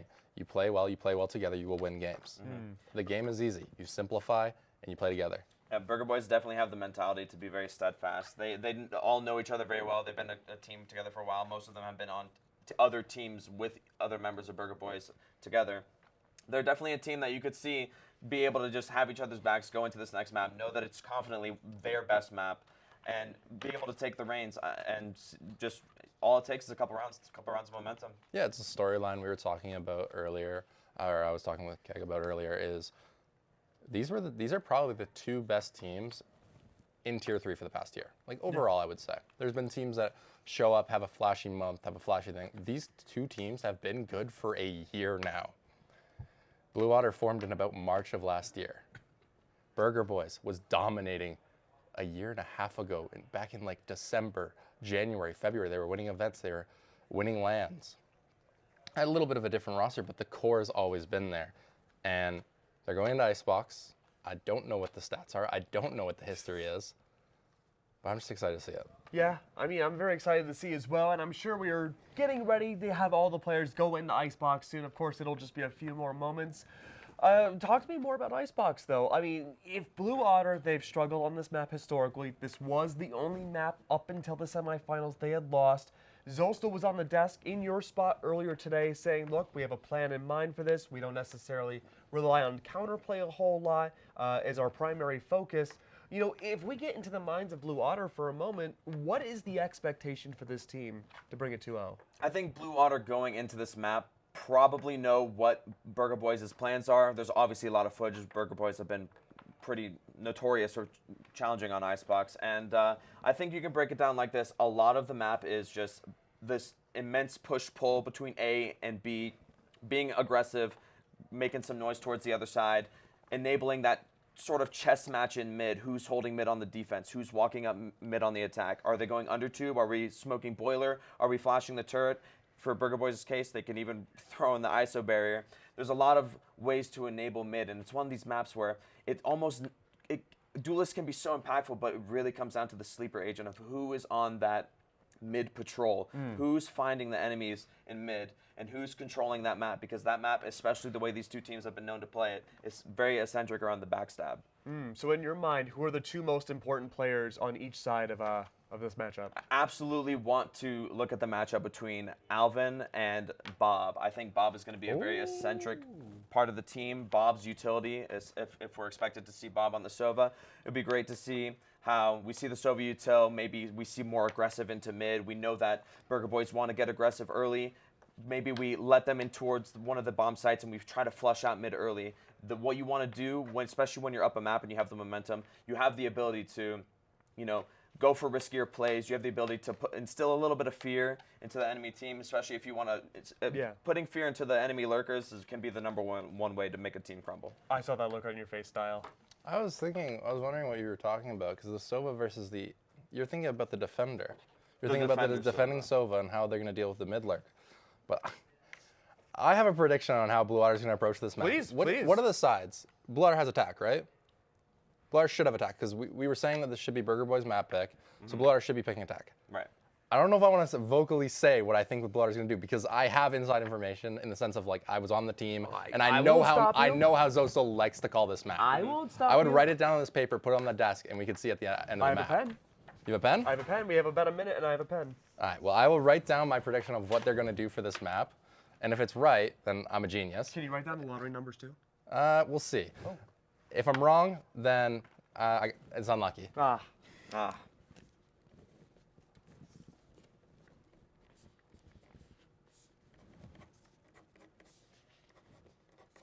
That's how we solve world hunger. That's what they're going to do. I need to take a photo of that one for sure. Yeah, I'm going to use that in very ranked. good call. They are going to do that, in my opinion. Get off and tier. for the Sova versus the KJ, it definitely is a thing. Mid is definitely, when you think of the map in the most analytical and strategic way, mid is the thing, right? Okay. Oh, we have a mid gap. Oh, you're in your rank game, guys randomly through boiler. He's through the mid orb. He's in your spawn. Nats, he was the one who kind of created the meta of the Viper lurk on Icebox, and it's still a thing that you have to deal with. And that's why you, quote unquote, and I was saying it earlier, you have to play KJ, because it's the only agent in the game that properly really deals with that mid lurk. So I think it's going to be Sean, Dex, and Alvin, not Bob and Alvin. Sean, Dex, and Alvin. Very interesting. Because that's the point I was thinking that you were going to go with. I was like, okay, so the two Sentinel players. Because those are the ones who normally control mid, where Sova traditionally will play the A rotate. But we'll see. Just to elaborate on my prediction a little bit, I anticipated we would see, the two pit bulls in Zeldris and Bonnie just going at it towards one of the bomb sites, and we probably see Bob try to walk up mid. Maybe we do a little bit of drone pressure. Maybe walk up mid. I mean, Bob is definitely the type of frag potential to challenge that mid lurk and absolutely put Alvin Boy to the test. 100%. 100%. I like 100%. Well, that being said, though, we're just about ready to get started for map number 2. I believe it's time to throw it over to the casters. Edu, Zobi, if you're not ready, jump scare! I hope you're ready. Thanks for that, Keg. As we are now ready for our map number 2, lots of analysis on Icebox, lots of potential from our analysts to know where we might be going, what we might be doing here. My name's Eju, still joined with Zobi, as it's time for this series to heat up on, again, the coldest dang map. But, Zobi, what are your predictions here? We heard the analyst. I want to hear yours. Whew, I don't know. I mean, we already kind of laid it out that in order for this map of Icebox in the last matchup between Landor and Burger Boys, that everyone had to be landing shots, that Nanners had to be at like 110% compared to their match against Northwood in the quarterfinals, and they gave that. But after that performance on Ascend, I'm a little wary for Burger Boys. And I mean, we're going to their domain, which is great, but I mean, also the fact that, right, Blue Otter got that sit-down time because they were the first semifinals. They could address those issues for Icebox, so they felt confident enough not to ban it out the gate. Absolutely. All these are screaming red flags, even if we're heading into undoubtedly the strongest map for Burger Boys. Strongest map for Burger Boys, but gameplay and game style is what really matters here. You know, we talk a lot about, okay, well, one team just managed to beat YDZ X Berserker. Now, let's see the agents that they're going to be doing after watching in the stage, in the venue, what the counter to that was. So as we fly around Icebox, we know Blue Otter watched this game. We know that they want to find a counter against Bonnie. We know that they have the skills for it. And what better than copying them at their own game? I talked about how that composition the first time and the only time that Blue Otter played on this map wasn't what they were planning on doing, because it was a Jet Reyna, for crying out loud. I think Sean Dex was the one on the Reyna, if I remember correctly. I think they were getting a little silly. And this is interesting. I talked about it. Bob being this massive flex agent, and even, you know, Keg confirmed it in a post-match interview, how she was doing really well on this new, or readjusting to the role. Now, guess what? It threw her right back on a duelist when she was already aiming over on Ascent. It's, again, leaning back towards the prediction of what the desk is saying, a Blue Otter potential 2-0. Yeah, a potential 2-0, and Blue Otter wanting to do in the semis, wanting to do every time they're on stage, can't drop a map. We're just not that type of people. And Nanners starts us off with a death to Zeldris' hands. Here we go. A deserted site, a mistake realized, a mass rotation. They're scrambling to get back towards this site. Here we are, a little bit of a pushback, and look at that pincer maneuver by Zostal and Zeldris. Everybody with Z's is now seeing some Z's. Zostal has to take a little dirt nap against Alvin Boy. One more here, and it's going to be the armor not doing enough. Alvin wants to find another one, but eventually will be shut down. It makes this a 1v1. Matt versus Sean Dex. Matt was under so many clutches, and they usually faltered in the last seconds possible. Can they open up Icebox with a W? Oh, the shots barely miss, and that is going to be another Blue Otter pistol round start off here with some pretty solid push.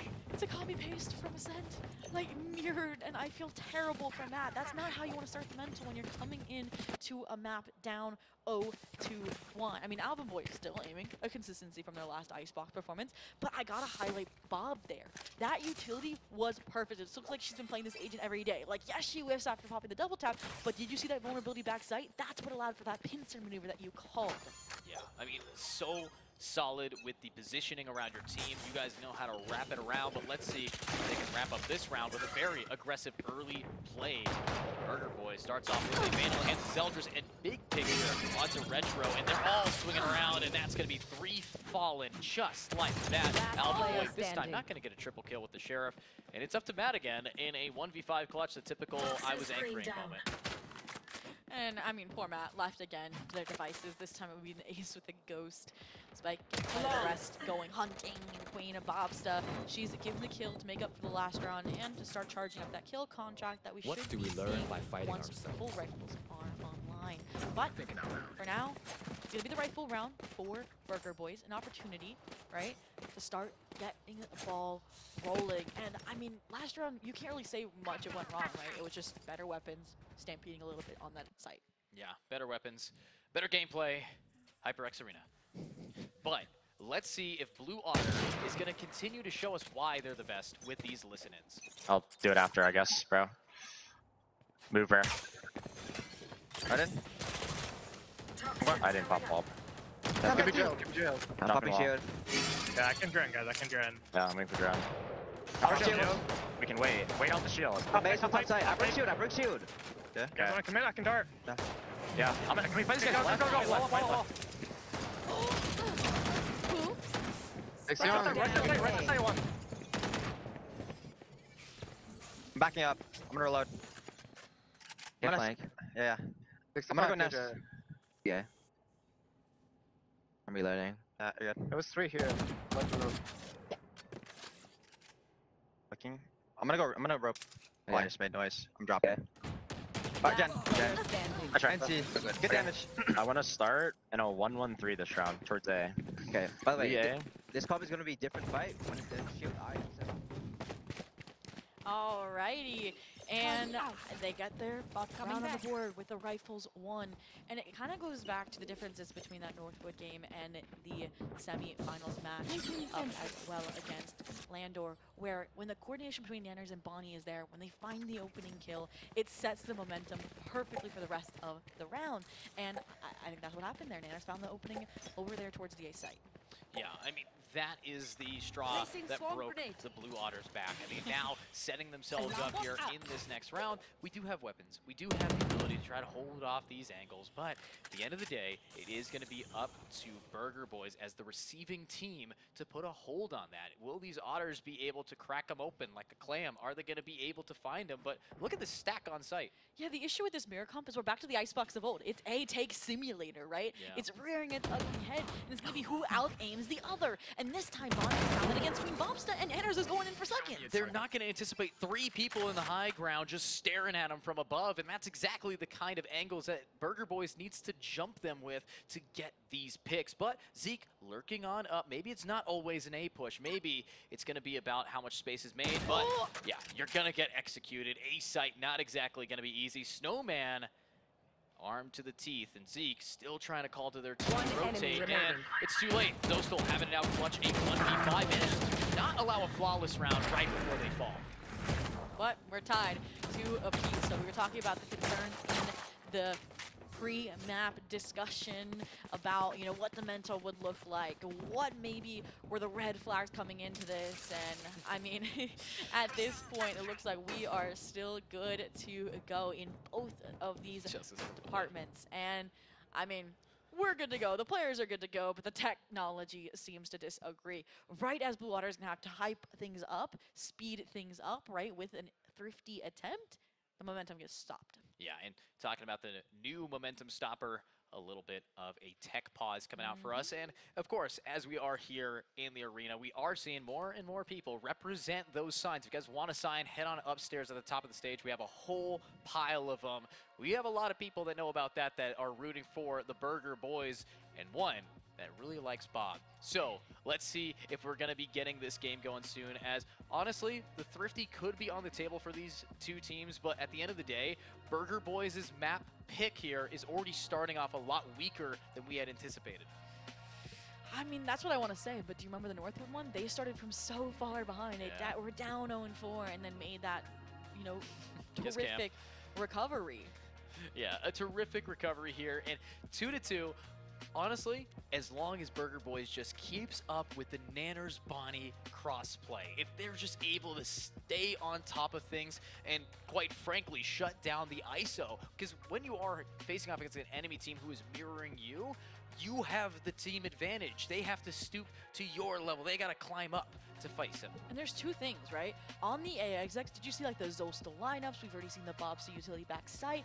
Like, it's insane. It looks like this is a rehearsed composition, even if they did just pull it out. If this is maybe the one that they're preparing since Icebox just re-entered the map pool. The other thing to point out, talking about confidence, talking about getting the gears turning, I'm so glad that Burger Boys gets to start on the defense. We talked about how, okay, Bonnie has to be the tip of the spear. It might have dulled after a map like Ascend. We talked about how Alvin Boy and then mid lurk's going to get shut down by Shondex. I think this is where you get to respond to what the team is doing, like you mentioned with them running your mirror composition, versus if they had to take initiative on the attack half first, this would be a very different start. Yeah, incredibly different here. But the biggest thing that I can see is actually we're going to be having jet knives popped. And when it came down to these 2 duelists, these jets having a battle, you look back over to the Landor match, and it was Bonnie. Every single jet that peaked that angle, dead. Bonnie, 9 first bloods. But it is not Landor. It's Blue Otter with a roster that knows how to shut this down. Looks like we got a sleepy coach, but let's get on into this with, I'm thinking if you are Blue Otter, you're coming to the table with just firepower. Yeah, Bearkin went to hibernate. It is kind of weirdly cold here in Vegas, right? Yeah. I think there was a snow warning the other night, but them realizing, wait a minute, this is the grand finals. Gotta crack the fingers, gotta sit up, gotta lock in here. Because you might have a say later on in this match. Yeah, you're gonna have to be alert. You have to know what your team could be doing wrong, but the fact that one person gets to just kick their feet up, take a nap, and know that their team has it, that's the kind of energy I love looking at here. And let's see it. Can we have Burger Boys wake some people up, get some energy flowing into their brains? Can we get that real comeback that scares them into sitting up straight? These are gamers. Gamer posture is never sitting up straight. But I mean, the chairs here, the equipment at the HyperX Arena, all of it is amazing. It's set us up for an amazing weekend and an amazing conclusion. I mean, you talked about it, right? Players trying to funnel in, realizing it was not going to be a best of 5, best of 3, so they have to get here now before they miss all the action. And the signs, you know, as maybe you want to check on the vibes and see if it's still like a Blue Otter, a singular Boo, and Burger Boys, everyone. You know. Yeah, I mean, eventually, I know for sure, the closer this game gets, the louder the audience will. But my question for you and the audience at home is, which is the better Jet? We've talked about Zeldris, we've seen Bonnie, and Zeldris here definitely showing up in that last map. And that's the thing, right? On broadcast and in the matches I was watching in the pits, I didn't get to see the Zeldris Jet. We saw Waylay, we saw Raze, like, I gotta see it, right? And versus Bonnie, we've seen Jet after Jet after Jet success. Absolutely, and with that success, we know that the audience is excited. And for us today, show us your signs, show us who you are repping right here, right now. Hold them up if you can for us, okay? I used to draw my VCT America signs, like the sprays from in-game. So let's see what we got. We got to ask them, like, what is the reason for justice for Welly, we think? Well, Welly's not here no more. Maybe next LAN. Yeah. I want to read that sign. It's the copy pasta if Matt Easy has 1 million fans. Oh my god.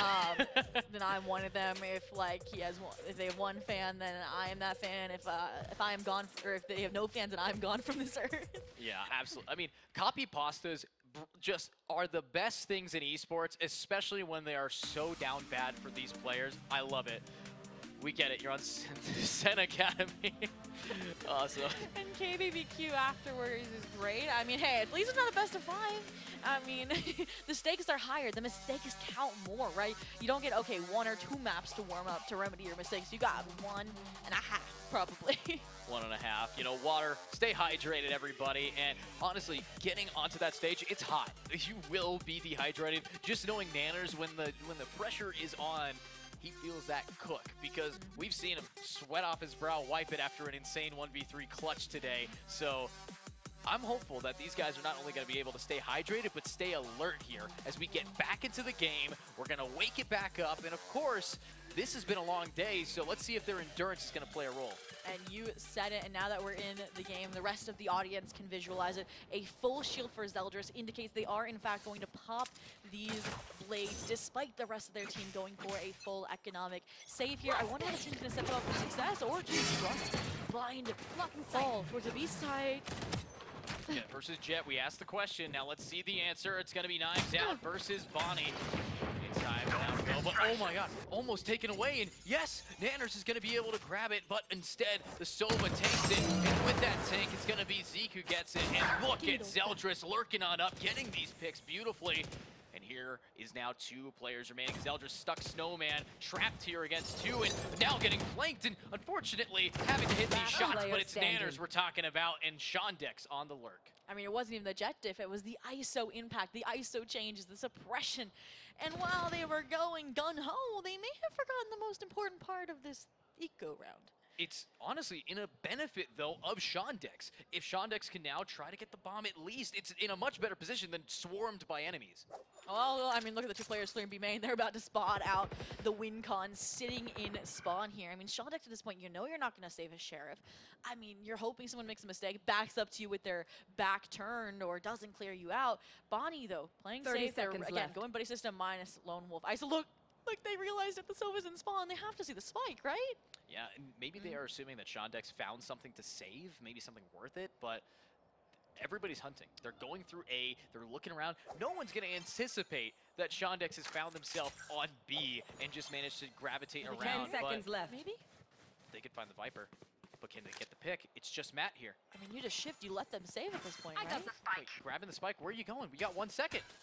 Oh, and it looks like they are going to let them save. Oh, smart. Which, it's an eco round, so I feel like regardless they should be able to buy, but that's going to hurt the longevity for sure. And a player like Shondex has to be an individualist, right, on the impactful work. If you're not going solo, you know, mid, like we've seen every team do it at least once now, actually, on Icebox attack side, then you're going to need it. Yeah, and now the need is for these rifles to find their mark. And the last time we saw an explosive A push, it was completely shut down here, Zobi. That it was the A-take simulator going the way of Burger Boys after the initial bump in the road. And this time, again, a heavy stack here to fend them off. They can anticipate the high ground position, and this time they're going to be swinging for it. And that's Bob on the duelist being able to grab Bonnie and pop it. A nice, clean ultimate. Zosel will get one, and while these walls will fall, it's Nanners to take them all. But here's a counter offer for you. He gets to walk away. Nanners double tap, no longer protecting him, and whoops goes the sun, and it's Zeke who gets the headshot down. Matt, last player standing for the 5th round. Spike planted. Zeke, though, low HP, could get timing here as well, but they have their knife out! And as a result, Zosel finds the frag. A-take simulator this time ends with a result that comes up all blue Otter. And, I mean, I thought for a second that Alvin Boy was going to get scooped up by that gulag, or that we weren't going to get anybody grabbed by King Bobsta's ultimate because of Zosel finding the kill. And then the person you grab is Nanners, who's used to being in those 1v1 death matches anyways. Yeah, it's just that now it's actually Nanners got a free ult. That's what that means. Without the double tap. So it's old ice ult, you know, when you forget to pop your shield. Exactly. So absolutely clean here with it, with now a tied game though, 3-3. And Zosel, you see that one tick away. A Viper pit on A could really lock things down. And it's the high ground position this time, finding the gamble stack that works. Bonnie taking out Zelda. Yeah, to use the Viper spin, you gotta get on the site, right? And I think Bonnie picking up the operator here makes that a lot more difficult. And having the Bladestorm online in conjunction is huge for if they do get the site control, you have a way to continue fighting. And jail is going to be sent. Bobsta now with forward. Bonnie not able to get that click this time. And the wall bang definitely online, but just re-hits, re-peaks. Has to take the wall bang with 3 picks. You're hopeful that your team can finish what you started. I mean, each swing a player is dropping, and when you have numbers advantage established, as long as you get the trade, you are good to go. And that's what Burger Boys is demonstrating. Zeke, though, not wanting to call it quits just yet. Clearing this close space out. Waiting now to have Shondex at their side. Who is going to break first? It's going to be Nanners who spots it out, and now it's all about the cross, and that's Alvin Boy getting Zeke in the back. 3-3. It might change here, as Shondex has only 30 seconds to back it up. And this is where, again, we talk about how they were forced to 30 save a seconds share. left. So you're probably doubling down on the contemplation of, do I save, do I go for it? And the high-low mini set up in maze allows Burger Boys to come out on top. And with that, honestly, you're looking at Burger Boys being able to pull out the op, dropping the 3 kills. They get it back. So again, the biggest looming threat is, we can't be pushing B, or sorry, we can't be pushing A anymore. Will Shondex try to rotate and read that? Well, that is something to point out, right? Shondex hasn't been having like these consistent kitchen pressure points. They aren't really trying to abuse mid anywhere. It literally is just like Icebox never left the pool, right? You have the same Viper wall toxic screen. It's not a defaulted wall over towards the B side. And to me, this proves the lack of preparation on this map seems true. Wow, what 100. Here we go, actually being able to take out 80 HP of Retro. but it doesn't find the pick. But the information's all they need. They're exploding onto site. Both of them on top of 410. And double tap will be robbed by all of this UTL. Bonnie has knives out. Nanners has aim. Able to get one in the spray from through the smoke. Takes out Sean Dex. And now it's another swing. Zeldris able to be good for theirs, but they have to be good for 5. I mean, I'm just impressed that Bonnie, like, I'm going to get detained anyways. Might as well take one down with me. Takes the dive, finds the kill. You mentioned Zeldris gets the trade and gets out of dodge, but at this point, again, it's a similar clutch situation, right? This is the team getting retaliation from Matt. I know for a fact that you're going to be looking at Nanners and Retro hunting for this kill. They're one away from that ultimate orb, and if they could find it, this is going to be Zeldris down, but... Does Retro have the op, though, for Bonnie? I don't really like that. Right, so Nanners does. Gets the orbit we're talking about. That's going to be the death contract back online. We saw how close it was to having big impact, right, taking away Blade Storm, and he was, what, 2 for 2 now on them as well? I mean, one was obviously against the Sheriff, but let's see. Yeah, and let's see here as a timeout has been called, this time by the attacking side of Blue Otters. Now, with this timeout, we know that they are planning to use this Viper's Pit. But, Zobi, I gotta wonder, what exactly is the strategy against an ISO ult if you have that pit? I mean, at this point, right, you know the operator's kind of defaulting over towards the A side. You know Nanners is there as well to kind of reinforce that duelist duo. So I think you need to start with, honestly, repeating your eco strategy of exploiting mid and trying to get ahead of it like Zeldris did. Or, I mean, we really haven't seen them try to scale up B main at all, try and challenge Matt in their domain. And I think that if you can get the spike down fast enough there as well, you know, let Zeldris push up past it as you get the Viper's Pit down, they, again, might be able to take the brunt of the force, and if anybody can win against Nanners, it'd be a player like that. Yeah, and Nanners now, honestly, one of the mainstay competitors here. You saw Bonnie absolutely carry in the first time we watched an Icebox match, but this time Nanners is like, hey, please don't leave me behind. I am going to cook. And that is what we're really being offered here. But you look over at some of the buys, we might have to just cut distance and rush that site. You know, Nanners is leveling up the performance on the ice, so each Icebox they play in this tournament, and more specifically on broadcast. So this is what we asked for, and that's what I said my concern was going into this match, that this wasn't going to happen. So it's good indication that they can maintain this lead, be the first to cross that round 6 mark, and it all starts now. Again, though, it's A-Take Simulator, and you mentioned avoiding that death contract. Well, how about waltzing right into it? No, and they grab the one person that does not want to be here and absolutely executes it. No, and that's Retro from high, but a trade comes through. They might be able to fight for it, but they have to stop Nanners, who outside of their kill contract is finding some more. And here's the last player, just falls. I got that contract renewed multiple times over off the double tap. I mean, some celebration is in order for sure, but you also use the kill contract because you got a little shaken by the speed of that execution, when in reality it was just an eco. So you talked about the impact you're gonna have on a buy round. Well, now that's been dashed. Now all you have to rely on really is Retro and this Hunter's Fury. I mean, Matt won off from the Viper's Pit as well, but they haven't been getting much action on the B side. I'm not going to lie to you. We mentioned that they were always last alive. Like, maybe you push B main when you know there's not a presence and get the orb. Yeah, I mean, not a lot of presence mid. Hopefully some orbs might just give Sean Dex the lead in that lockdown. But look at Nanners. Talk about aggression. Already pushing up here and wants to just find an execution. But no! From the side of the brain, the ear gets blown out by Bob. And that's going to be a little bit of an ISO timing here. Here we go. Sean Dex trying to punish Matt on that orb exploration. Now they don't need it anymore. They got their kill. They got their pits. They're going to be able to solo anchor the B site. And in the meantime, I mean, you already found the opening kill over towards the A site from the aggression. You want to lock down. You have to lock it down, but instead it's Zostal holding that W gauge. Zeldris now on high, says goodbye, and that's going to be Bob getting the second of the round. And a very interesting pop of an ult here. This wasn't necessary.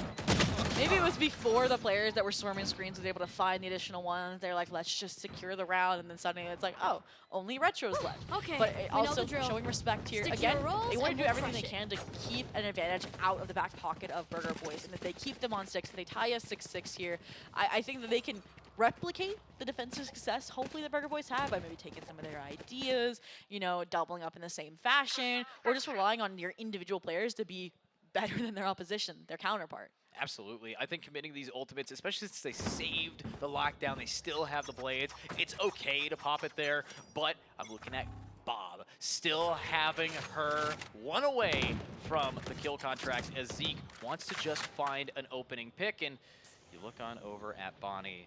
This is not going to be too Deploying easy. drone. But if you get the info and your team pushes B, And that is beautiful. That is pure retribution for what could not be finished by Shondex last time. You punish it, you open the B side, and of course, you took down the main pseudo-sentinel there, so you're going to rotate, but you're going to run into another threat, the actual sentinel, the master of mid, Alvin Boy himself, who now that they found the impact, found the frag, the beacon in the sky of the lockdown has indicated that they need to rotate over. oh, absolutely. When the lockdown goes down, it's like you're looking at the Luxor at night. It's time for a fight, but they have to wait it out. They take it slow. They have the one taps from Nanners, being able to clean these out, but Zeldris also popping the knives to find theirs. Alvin Boy no longer going to be that sentinel threat in mid. It's now time for hopefully just the rotations. Zeke wanting to find theirs, but it's the shocks, and it's going to be a flick. No, a miss. Bonnie able to get the pick on Zeldris, and the jumping run and gun takes out a huge player. So the last player up, the bomb's tapped, and no one turns around. That's giving it up, but Bonnie gets it. I was getting flashbacks to Haven where they get like a multi-kill from behind, and the round that should be the tipping point is robbed away. And this is that for Burger Boys. Locked in a 7th round, elite guaranteed, which is why there was that mass eruption on stage. Because no matter what happens next round, you're Last gonna round have before the that switch. advantage. I mean, Operator recovered, everything you have. a We really lose it explosive anyway. mid-counter after losing Matt that early. You still figure out how to turn things around. Like, this is promising. Yeah, I mean, this is the promised land of Burger Boys Icebox. Look, even the Blue Water fans are swayed. Oh my God. That says hashtag Alvin Win. I'm pretty sure that Alvin Win has been on that side for since They're with the game Blue Water people, though, you know? Oh, yeah. I It's mean, like the split bleachers, you know, like in a football game. I think it's right down there, just Zeke. Zeke's out here gaming. But anybody is a fan of Bob, even if you're still rooting for Burger Boys. No distractions. Well, what we need to be a fan of now is Nanners. Those the last time you didn't have a weapon, this time you can show what you're capable of, but unfortunately Nanners doesn't lose these. And again, they escape death after ulting from the open. But Retro didn't get the operator back, separated themselves, and that has only lasted for so long. And here now, Zeldris wanting to push up, might just get the timing here on Nanners, and will. The decay just ending to keep him alive. Zeke planted. The spike is gone, and now it's time for Matt. Does have the Viper Pit, 1v3. It's last round. You could just pop it here if you get a pick. That's one. You make it close enough. You want to use it for the spike itself. Zeldris, low HP, doesn't want to brave the fight completely. 100%. The drop down should counter, or trigger, I should say, Zeldris' swing, and that's exactly what it will do. Wow, absolute beautiful round Switching here. sides. And that's going to set us up for a 7-5 score line. And when we do look at this score, the biggest thing that matters is Blue Water. They wanted as many as they can get on that attack. And now for defense, I think they're very favored. It's hard to call right now. I do think that the 7-5 is a really feasible conversion to launch us into a tie, just because even though Burger Boys was the master of pistols, right, in our last match in those semifinals, it's not been the case at all against Blue Otter. So I think, I mean, they've been having promise. It's been close on these pistol rounds, but they need to be decisive. They maybe even need to do something risky, and it looks like they're just going to maybe even go for a B split off of rip. Yeah. Off rip, it's now time to see a little bit of a split here. KJ lurk up from Shondex. And actually, sorry, from Alvin as Retro gets the pick onto Zostal. And now, without that player, without their smokes, it's going to be a lot easier to touch up on this site. Yeah, the Killjoy not in full utility now. Shock Dart would get rid of it anyways. Space taken, unscreen the seeing the horrors that lie beyond, and Burger Boys isn't fully convinced. Yeah, luckily, I like the fact that they didn't opt to plant quite yet. They still need the Viper, and no. Nanners losing out on the double tap. Lots of damage being dealt here onto Zeke, but again, with now a minute on the clock, it's time to see Matt put up that wall, but there is putting up all double down here for Bob and Retro trying to get the trade, still having us in that 3v3, but no more Matt, no more wall. I mean, Bob gets 2, Retro gets 2. It puts us on this even footing. Nanners as well, still alive here, mirrored by that of Zeldris. So they have everything they need, you know, minus the smokes for both sides, which is a fair concession here, right? And in the meantime, the trade-off of that bounce back from Queen Bob says 2K is that they're going to get the A side 30 hopefully in seconds return. left. It's like a little Monopoly deal, but the turret isn't going to detect this. Do they hear them? Are they going too fast? 20 seconds, they're going to definitely speed up here. So if these players are walking, the spike is guaranteed to be planted. And the post plant of an alarm bot of the shock dart. Wait, the shock dart's already used. Retro just popped it off, and 10 now seconds left. they have all Spike the advantage planted. in the flank. I don't know how they know that these players are flanking, but they're taking deep space. They're flipping the map anyways. Retro, though, going to be in for a rude awakening here. The only one left on site. They can just stick it. They can absolutely stick this down if they get their teammate to defend them. Have to. Wait, they got off, and now they have to back it up, and that's going to be Zeke just getting 2. Says, I don't trust my teammate. I do it myself. Wow, what a turnaround, right? After very similar like we saw, if the Viper falls, so should the B side, but it was that hesitation, right? As the Viper was about to drop, they can see the space that you saw. Bonnie was ready to dive in, keep pushing, keep fighting, and again, hesitation can sometimes be a killer, and that's exactly what allows Blue Otter to get yet another pistol. Yeah, yet another one here, and of course, last time in this game, map of Ascent, switch of the sides, pistol round 1, immediately into a Thrifty. There's a good chance that we can actually have that happen here again, but this time for Burger Boy's sake, it's their map. Hard to call. I mean, Zeke, Brian just trying to whittle any pressure, get any confirmation on what may be pushing up here over towards A. Look at how quickly, though, this Viper scaled through mid. Matt has gotten past the turret. Right on past it, but that's Zeke right on through. The information allowing them to get 1, gets 2, might be able to get the 3rd, but it's going to be that Matt player mid to grab it, and the round ends with Blue Otter blitzing through Burger Boy's attack. And sometimes you just got to take those eco rounds fast and move on. There was potential again from the Matt lurk up. They find their 1 off the classic, but again, the weapon unsalvageable, the trade immediate. And I mean, it's frag farming, it's orb farming here. The buy not as strong as, you know, a lot of Guardians, a lot of Vandals like we've seen historically from Blue Otter here, but with an outlaw in hand, anything is possible. Absolutely, and of course we are going to be listening into Burger Boys to find out how they feel this tied scoreline. 3, 2, 1. They have Stingers, Spectres. Wait, they have Yo, a Dutch A. I didn't see an alarm bot mid. I did not see an alarm bot mid. They have... Oh, God, sorry, my friend. Yeah, nice kill, bro. That's the only guy. Come, walk to here. He could be there. Yeah, he's there. Dead. Nice, good. Watch out, garage now. Chill. We're 3-2. Don't speed up. Comes. I'm Yeah, gonna just run away. Hold for me, Just okay? run away.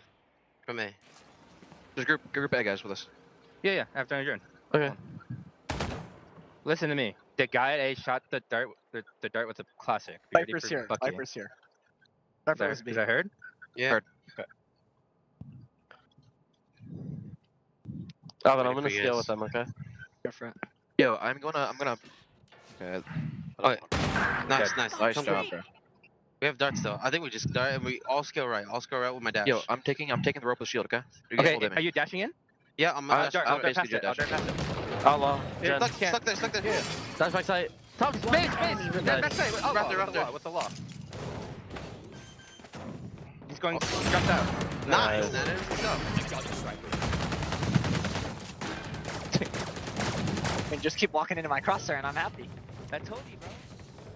Palpitating there again. I saw Shondex in a corner. We getting flashbacks, some PTSD. Fortunately, it does only result in a 1-for-1 trade, but Alvin Boy here, again, opening up, responding to the pressure, expecting it as well because it is a bonus conversion attempt. Right here. And then the call from Right the here. IGL as well. To rebound, don't Right fall here. into the trap of, okay, we've had players B, we got to commit to that site.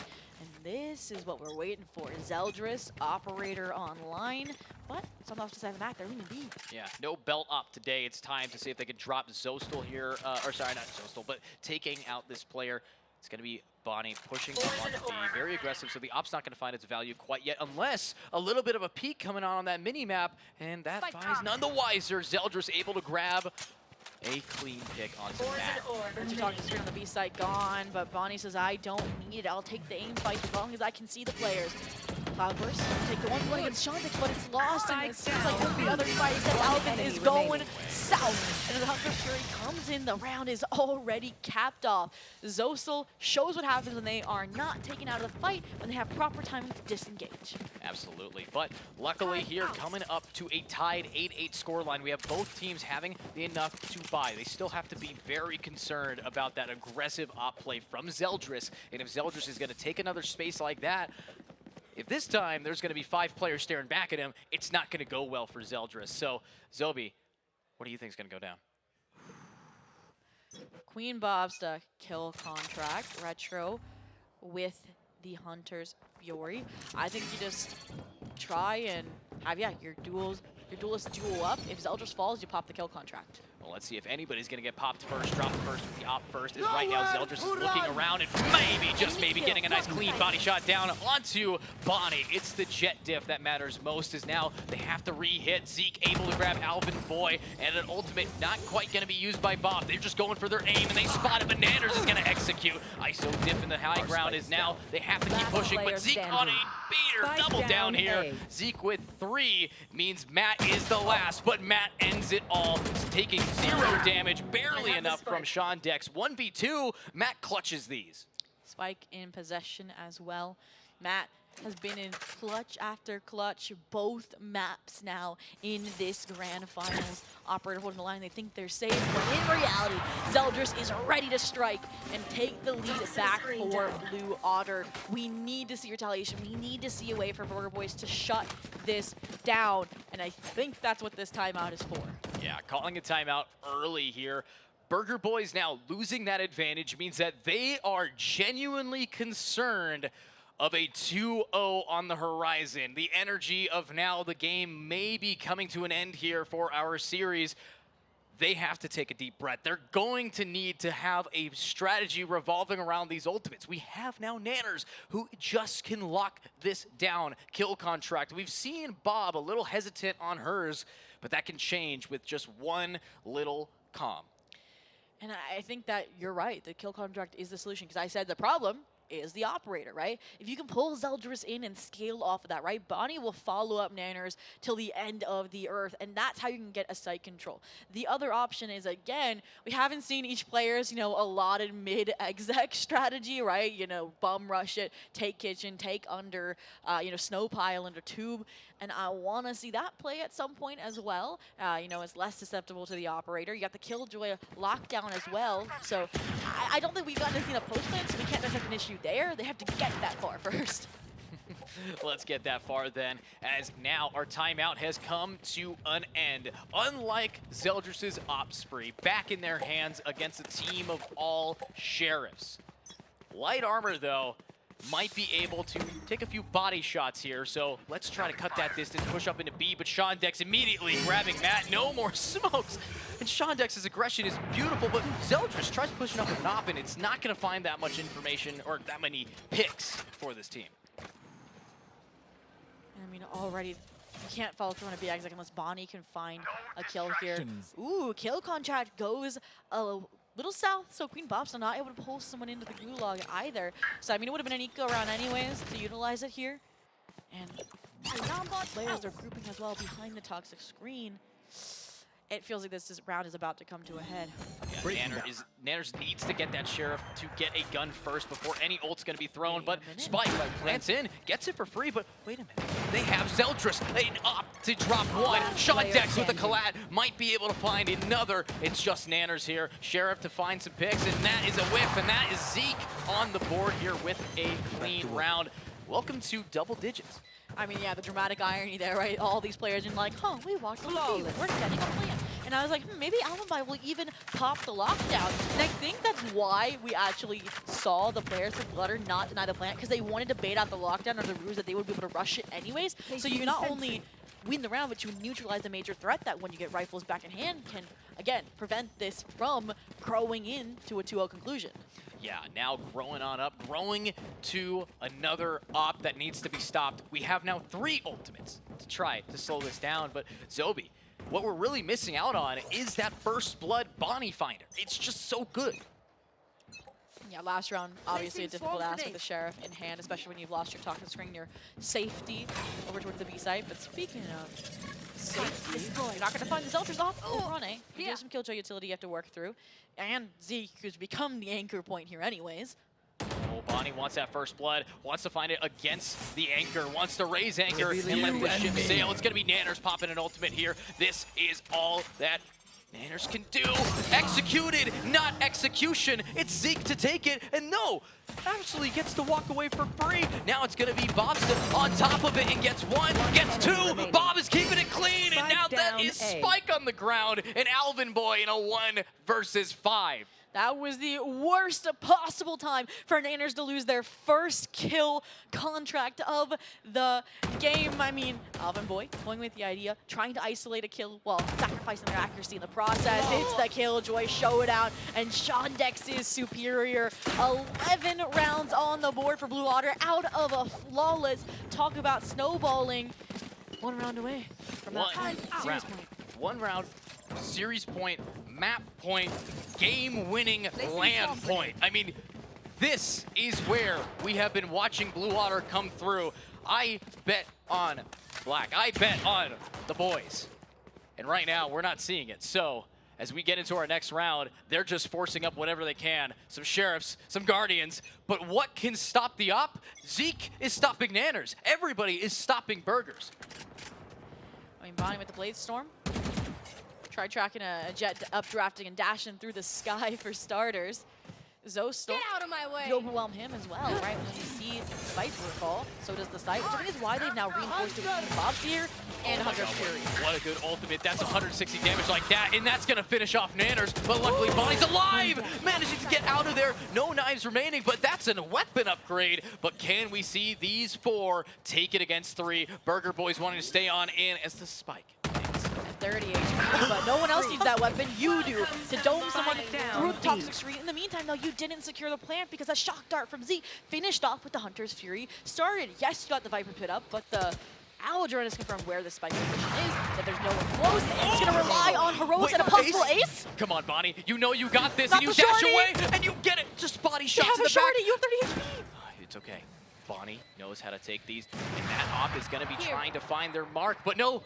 Are you saving the op and denying the ace? No way. Nah, Alright. Zeldris has an ego. And oh my, is this so neck and neck, Bonnie? Gets the ace here for us to keep Burger Boys alive.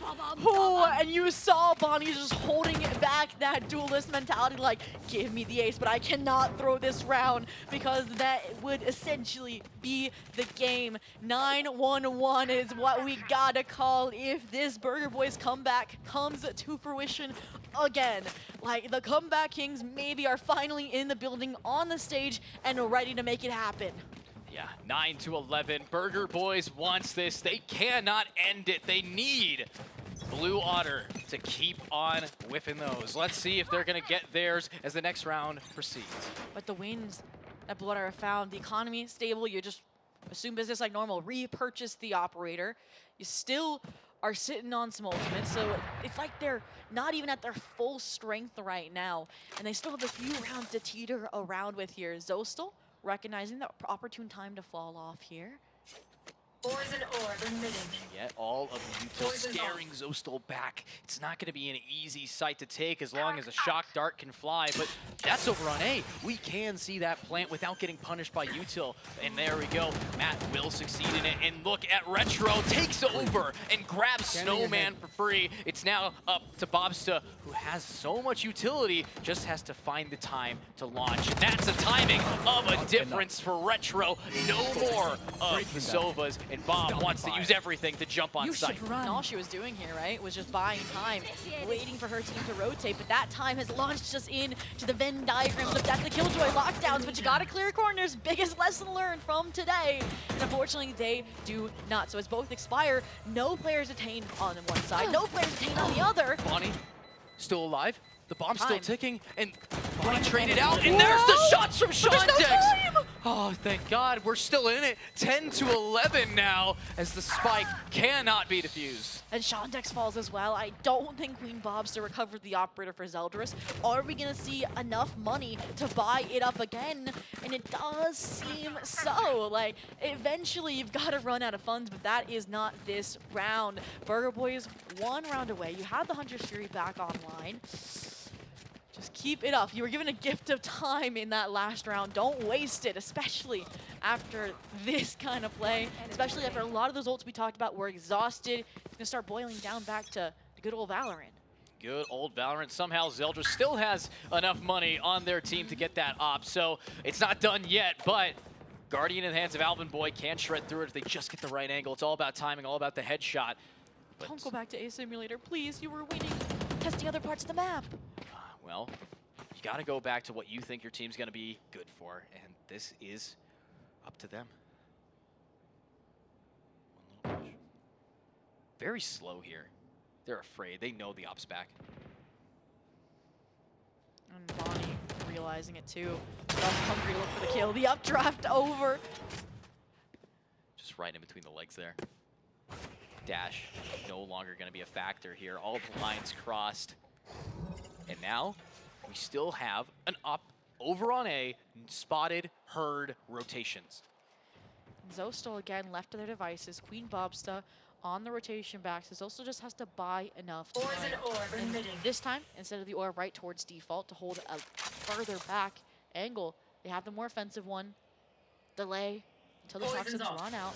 And this bought enough time. I was going to say for Queen Bobsta 30 to get there, but they seconds made left. the gamble incorrectly. Zostal might run into all the players here. Exiting the Walls back up now. Hunter Fury trying to find Zostal. Not going to be able to do much except for scare these players away. That is now post-plant. It's time for the spike to really show up in this moment. Can Burger Boys tie it? Can they take it back for Blue Otters as here comes the aggression? Bobsta wanting to find one to find the kill contract. This is difficult here. Players starting to funnel in. I think Blue Otter wanted this retake. And now it's going to be that ultimate online. They can just keep sticking the bomb. Can we see that spike get defused or no? It's going to be Bonnie clearing house, and Zeke wants to keep it going with 2, with 3, with everyone falling. The retake for Blue Otter to get match point advantage. And tournament point is reached. He didn't have to use the kill contract that Bobsta was able to find. And it was off the fact that Zostal, recognizing the full force of the team, gets off. They play full retake. They play that one way as well because they know how strong now the post plan is off-site for this Burger Boys squad. And I think the issue there also, they didn't save the Hunter's Fury for the post plant. They use it to exec onto an empty site. Yeah, and honestly, this exec is going to be a real upset here for Burger Boys. They're running out of funds, all right? They're going to have to take a loan out over at the cashier's desk. This is not going to be easy as you have knives available for Bonnie, and that's all they wrote. What's this? Here we go. Again, Burger Boys feeling the pressure.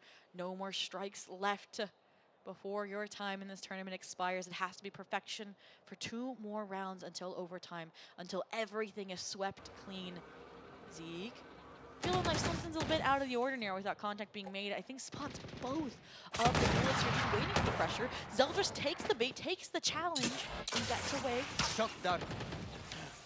Can we see Bonnie start to be a little bit more explosive? We've seen them try it. They have the dash. They don't have the updraft, though. So to get that high ground, it's going to be a whole lot of parkour. And in this moment, you got to go in with your team's util. That's going to be the KJ that slows things down. And here comes the real aggression. But they're giving up the site. They need a rehit. I mean, that's what they did last run and it worked. Also, you can just bring the Queen Bobsta ult off rip, but this time they're not going to respect you playing the retake. They prod forward and find 2. Zeke trying to wrestle it back with the Hunter's Fury, but it's not enough. Advantage still on the side of Burger Boys as the plant safely goes through. Thanks to Nanners taking out Shondex like that, taking out Zeke like this. Only 1 player's left for Zostal, and Burger Boys is not done yet. With 4 players, this was going up to nearly thrifty territory, and now it's just going to be how much damage can Zostal do to the rest of this team. A swing, a hit, a headshot from Retro. We are 1 away from OT.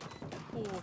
And we talked about one of the problems and the concerns for Burger Boys was repeated mistakes, not learning from them.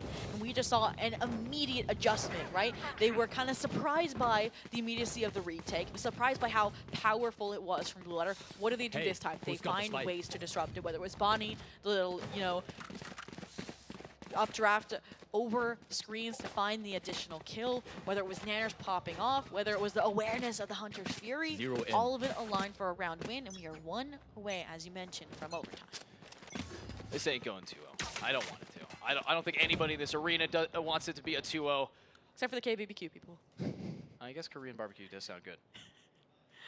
But it doesn't matter. The players here for Burger Boys looking to bring it all the way. And we talked about it was a take simulator. They have hence slowed down that simulation. They're in the same high ground position that we just watched Burger Boyz absolutely excel Spike in, drop. but Burger Boyz is smart enough to know we cannot push this. We're gonna have to try to rehit in a second or two. And look at this change as well. Instead of having Zostal and Zeldris both buddied up on the B side off of the operator, they solely trust Zeldris. They stack towards the opposite side of the map like they consistently be doing, but they trust Zostal mid so the KJ can play a bit closer because they trust in Sean Dexter mechanics, and well, and they want to have an additional player, additional body to punish off maybe the toxic screen, maybe the decay.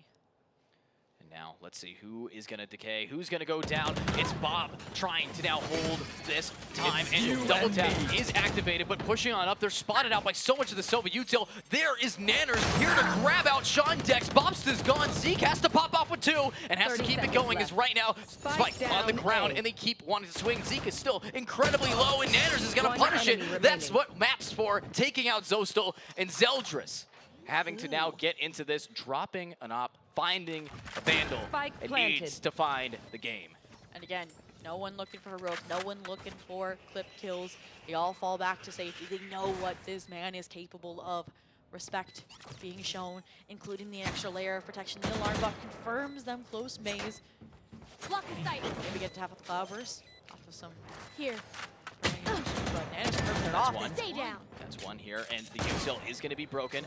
Running low on ammo, has to keep finding these pickups, and of course, you have no idea that Matt is right behind you. Swinging up, Alvin Boy just buying time, trying to just bait you to stay on that spike. Turn around, it's Matt to bring us to overtime.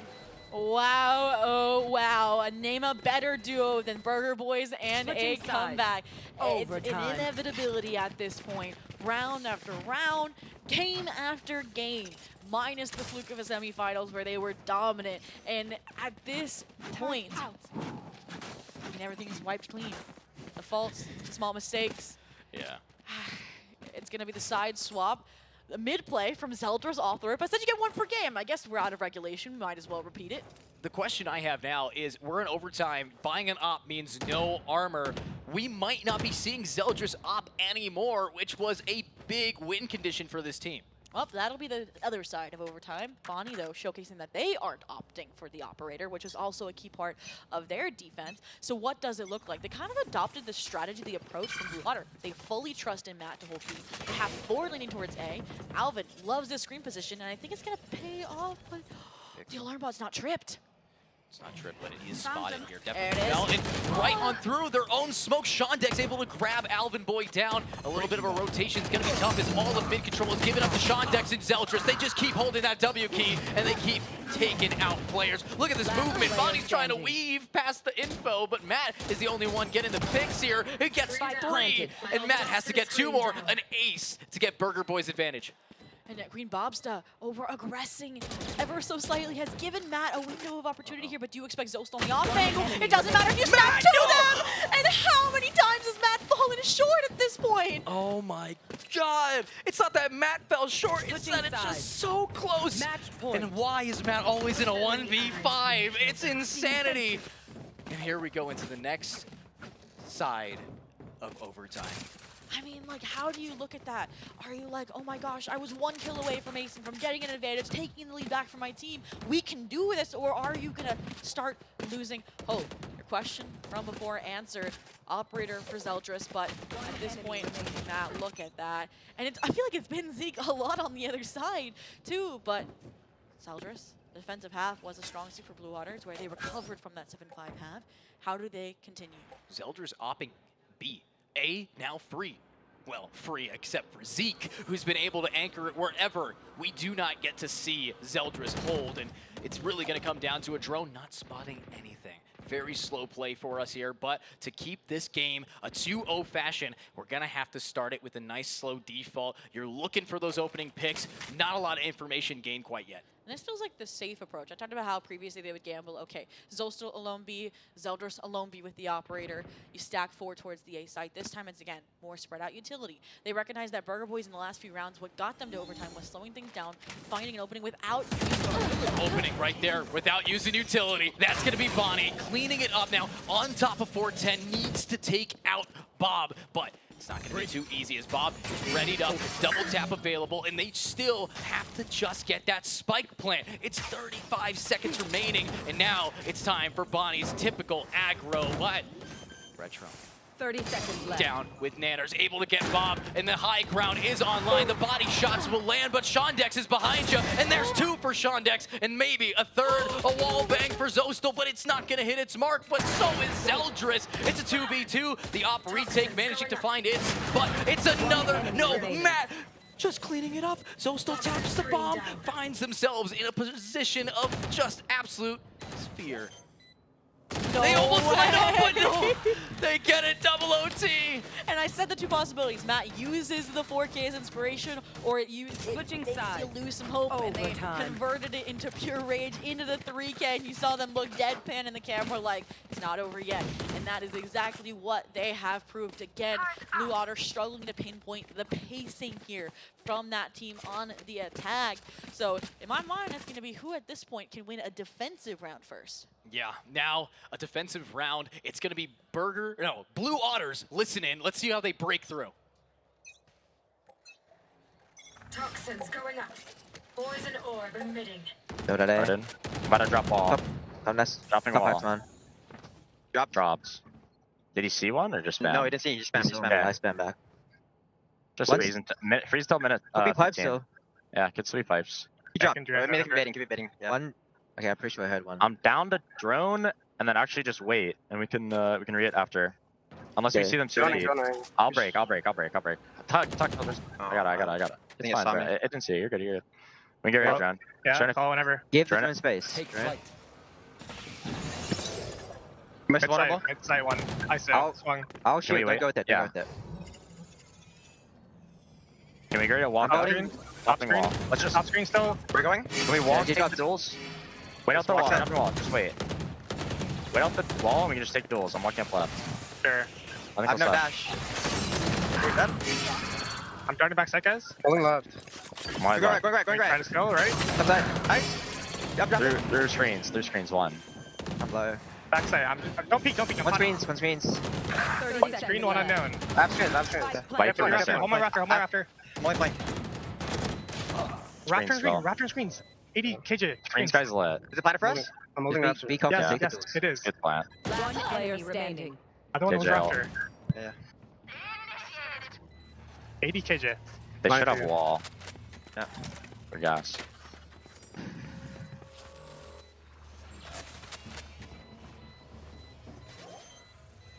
One, 2, 3, 4, 5. Sure. I'll go. Empty. All good. Alright. Time out or no? No. I just want Sean to Switching swing to break this sides. guy's turret mid and just get Match Zeldris on the line. point. We got to pick in the countdown away there for Zeldris, the panic ensuing as the shots aren't aligning through the toxic screen, and we were so questionable as to why they weren't scaling up faster off the lockdown. Maybe they expected Zeldris to stick around to challenge it? I mean, perhaps, but honestly, with Burger Boys being able to completely dismantle that, it's time for us to get yet another listen in.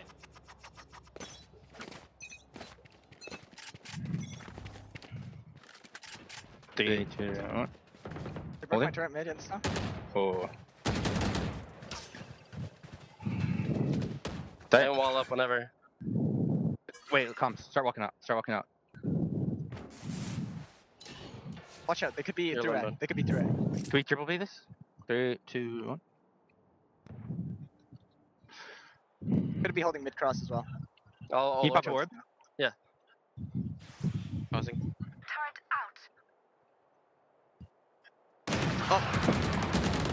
Yeah, nice. Hit it. There's normal. Orb down, orb down. Face together, guys. Come on. Follow me, Nanners. I'm gonna fall in drone, okay? Yeah, One, go. one, Snap. I'm reloading. Nice. Dead. Careful, one more. He played with in front. Careful, clear nest. Clear nest. No. Flank. One is screen. One is I'll KJ hold fast flank. KJ fast flank. Wait, you have 40 one. seconds. Nice. One is screen. He ran. One Just flank. let me hold it. There's one backside. He's up. Nice. That's what's here. Together. Nice! Come on! Attackers win. Fucking go. Oh my gosh. simply an insane round. The energy from the team, calm, cool, and collected, although all of the stakes on the line. Burger Boyz is now getting us to a map number 3. The toughest one, in my opinion. It's gonna be Lotus here, Zobi. Yeah, 15-13. Again, this team does not lose Icebox. We're 3-0 before this, now 4-0 in the entire tournament. I saw the hesitation, the concerns. They were rough, they were tackled, and the adjustments were almost immediate. Every time there was a mistake, every time there was a shortcoming, they fixed it. Like, even that last round, during that listening with Blue Otter, I noticed Alvin Boy was deep in spawn, didn't want to get picked off by Zeldris like they were in the previous overtime round. Like, it was time after time, they were adjusting. This is why you don't copy and paste people's homework, people. Yeah, don't be bringing up somebody else's amazing strategies if you can't pull it off just as equal. But it was nearly there. We did see a 15-13 scoreline, so it's not exactly like both of these teams had a bad idea. They went into this headstrong, and the gameplay was amazing. I mean, Bob here, just every single time. We want to talk about stats. First Bloods was shared evenly almost across the board. Everybody got their time to be like, hey, I want to be on the kill feed first. Yeah, even on Initiator, she still got it.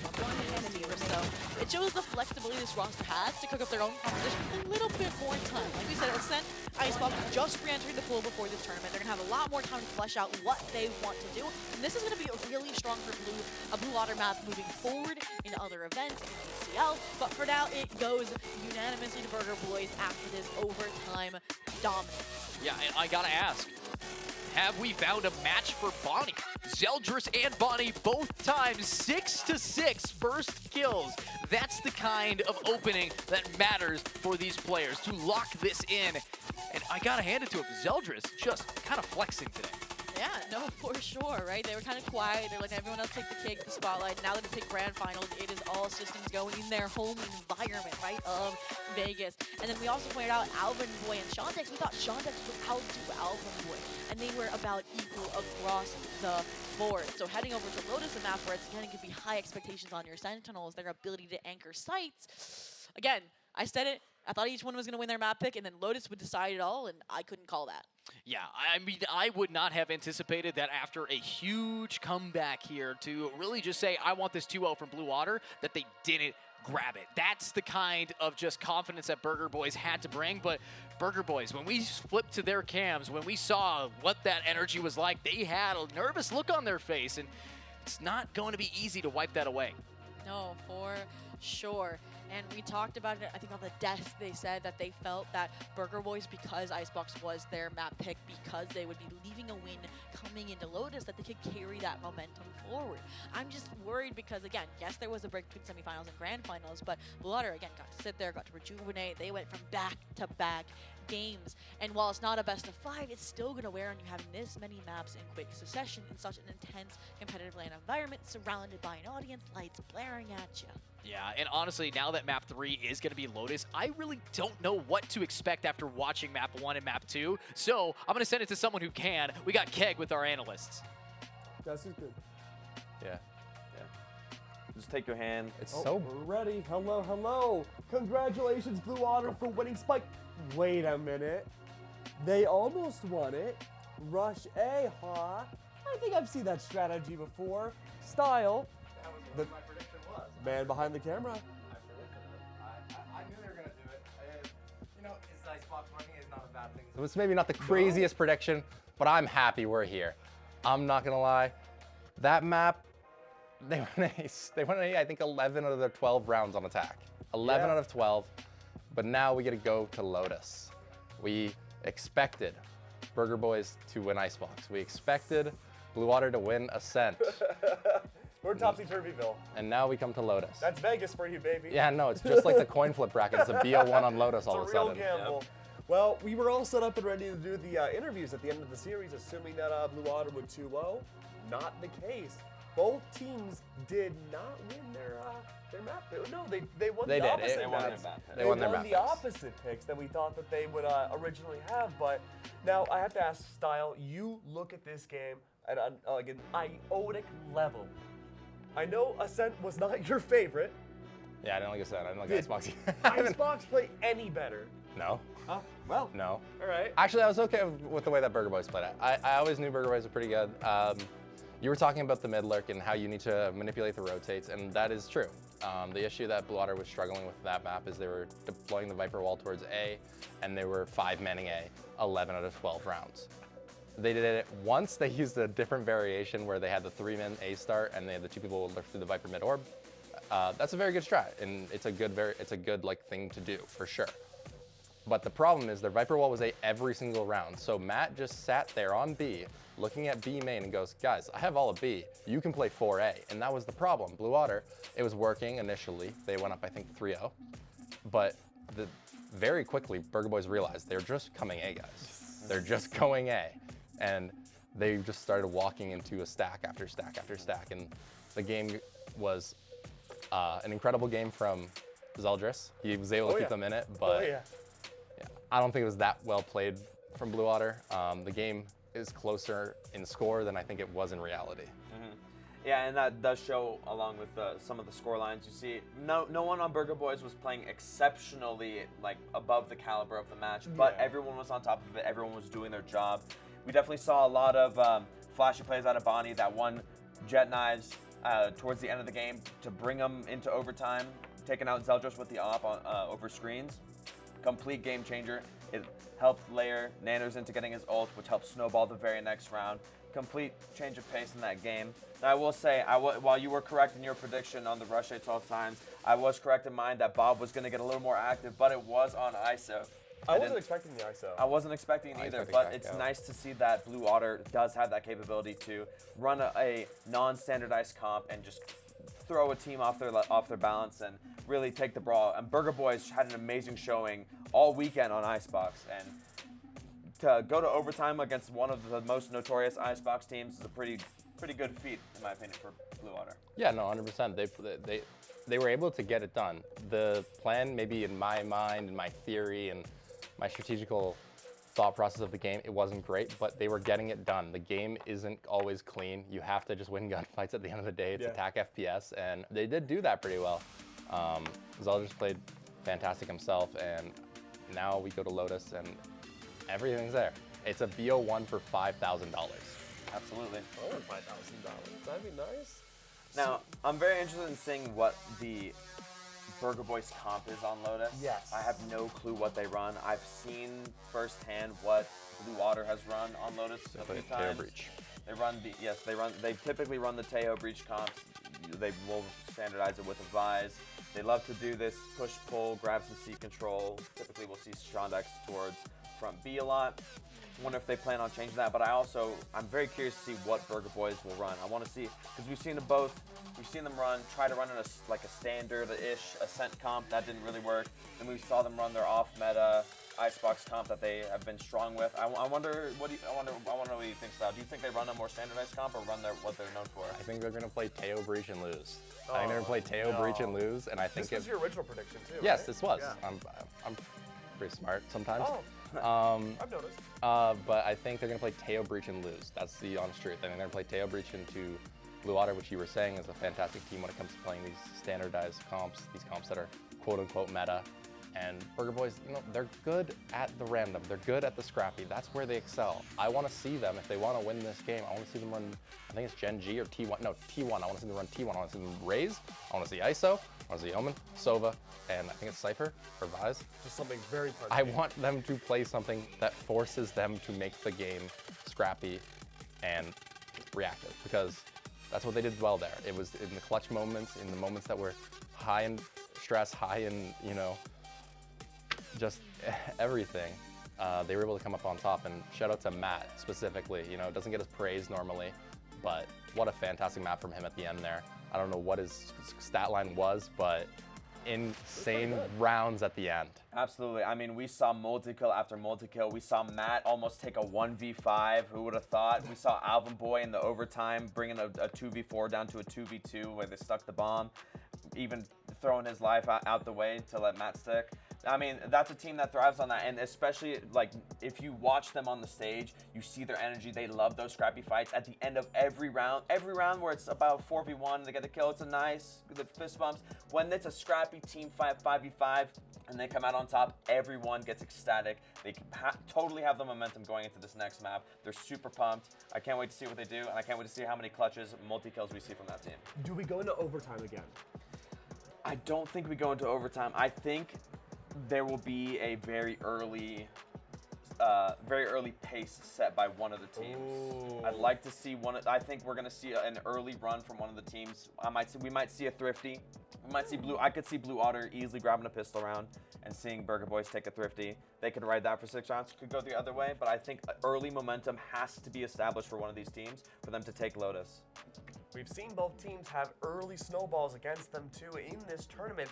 Is there going to be a chance, Style, that one team just completely doesn't show up at all for the third map? 100%, 100%. This is like some people play for this moment. A lot of people will play games and play sports and play anything. They play for these moments in the final minutes, in the fourth quarter, in the final period, whatever it is. And in this case, it's the third map. But this is what a lot of people play for, and some people will strive or they will die in this situation. It is a lot of stress. You're playing in Vegas. You were flown out here. Yeah. Both these teams were flown out here. Oh, yeah. They have been here for 4 or 5 days now. They've been battling every single day. There's $5,000 on the line. Their friends and family are watching back home. And are they going to be able to show up when it matters? That's really the question. I'm going to stick with my prediction. I think it's going to be Blue Otter. I think it's going to be an oversight from Burger Boys. I think they're going to go and try to play the meta again, and I don't think it's going to work out for them. I think it's going to be 13-6 Blue Otter. 13-6 Blue Otter? Oh, I like that. I have to agree with you. I think if we see Burger Boys try to go away from the comfort towards the standardization, that I could easily see it being, I could honestly see it being a 13-5 Blue Otter if they do. Ooh. If we see them run a sort of T1 comp where they're running the double duelist, they're running an off-meta initiator like a Sova, setting each other up, we might see some clutch potential. I could see this going 13-10 Burger Boys if it goes that way.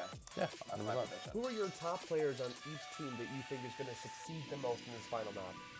I definitely think this would be the map where we see Zeldris step up the most. Zeldris has more than already? Absolutely. Zeldris has had a phenomenal series, but this is a map where you can genuinely insert your jet onto rubble. You can insert your jet, taking the mount fight. Zeldris is known for updrafting towards C, grabbing an early kill, dashing out rubble. You can leave him there for the whole round. It's almost like Alvin Boy on Icebox in mid. You know he's there, you know he's rubble, but if he wins that first fight, you are almost terrified for the rest of the game. Well, then talk to me about Alvin Boy. Are we going to see a lot from him in this final map? I don't have too much knowledge of what Burger Boys run on Not a burgerologist? Not a burgerologist. More of a sandwich guy. Yeah. But I do definitely think we'll see Burger Boys get a lot more active. I think once they got their footing into Icebox, they started off a little shakier. But once they got their footing, they definitely started taking more aggression. We definitely saw them taking a lot more team-engaged fights. They were swinging together a lot. That's the kind of thing that when you're down, it's really easy to lose. And they were able to maintain that, which is very respectful. Lotus, actually a map played a lot by Oh my God. They have 25 games on it. They've won 20. Wow. And their comp is, they played Northwood, Teo Breach. They run the Teo Breach. So is this the exception? Are they good at this one? I mean, because they could be, and I'd be happy to see it. All I care about, and all I really care about always, is if people play the game well. The end of that Icebox game, that was entertaining. That was fun to watch. Yeah. Teams were trying new things. They were doing different variations. There was different looks. The beginning of that game, the middle of that game, a little bit sleeper. Now we go to Lotus. I know it's a very good map for Blue Otter, and statistically it looks like it's a very good map for the Burger Boys. Yeah, but Burger Boys, they would have to play a completely different comp they haven't shown before. Is that going to be scary? No, they do play it. They do play it. Well, let's say they don't go with that, though, and they pick something completely alternative. Is that a possibility, or are they just going to stick to the basics? No, we were wrong. They're gonna go meta. It's gonna be meta versus meta, and it's gonna be a clash of titans. Now let's assume it's meta versus meta. Who are the top players we should watch out for your matchup in the third map? Zostal. Both teams. Zostal. I think the IGL. I think the leader of the team. He always talked about it when I was on the team with them. He always talked about specifically who is going to show up in high pressure. How are people going to react in high pressure? And I think he is one of those players that kind of strive in the chaos, and I'm excited to see how he'll do here. And on the other side of things, I think it's gonna be the other IG, or not the IGL anymore, but Matt IGL, or Matt Army. He's gonna be the one to show up for Burger Boys, in my opinion. It may not be him 30 kills, but when the rounds are important, when things are do or die, I think he's gonna show up there. Do or die, a perfect way to send us to our final map of Championship Sunday Grand Finals of Spike Drop number 4. Edu, Zobi, take it away. And welcome back, everybody. Thank you so much, Keg, for the toss. And of course, it's time to see if our grand finals map number 3 is going to be, as Style says, as Raccoon says it, with a potential overtime going in the favor of Blue Otter. I mean, that's a bold prediction. Very fine point with it. It is, but it was nice to see Style, like the Blue Otter go-to, questioning themselves, like, wait a minute. Burger Boys could do this. And they're like, oh, okay, and I agree with you. I mean, they were coming out of the practice room here upstairs. We can see them through the glass, and they're all smiles and waves. Like, they are feeling confident after that map of Icebox, and I feel like the comment originally from the desk, I want to say it was Raccoon, that if they won Icebox in a close and in an entertaining way, in a motivating way, that they would snowball this series possibly and be your Spike HyperX Momentum Series winners. Yeah, I mean, honestly, we have so many people here really riding on the fact that these two teams are neck and neck for a reason. They're challengers level. This is the practice that you get. Looks like we have some great, on-stage antics to keep the morale high before we get in here. And they're imitating the VCT Americas players. They're just doing their warm-up stretches, the yoga. You gotta stay in the Zen zone when you're heading into a map. That, again, is another one that's like getting up there. It'll never reach Ascent levels of being figured out, but it's, even in the new meta, it like immediately swapped over. People were like, yes, this works. Yeah, and of course, as we know what works for these two teams, we've seen both of them on Lotus. And when it did come down to it, Blue Otter's match against YDZ, Lotus was a big learning point for this team. I will say we did see Bob playing very passive in a lot of their util usage, but after a map like Icebox, I think they're going to get a lot more aggressive. Not even just a map like Icebox, but playing ISO on Icebox, right? Like, you're going to be itching to take kills, take fights, and I mean, it almost feels like it's also because they never really went a lot against that squad. Like, minus when Son of Car was already beating everyone around anyways, so then they didn't get a chance to really anchor to take those fights until it was unwinnable and they were rotating over and still trying to support their team.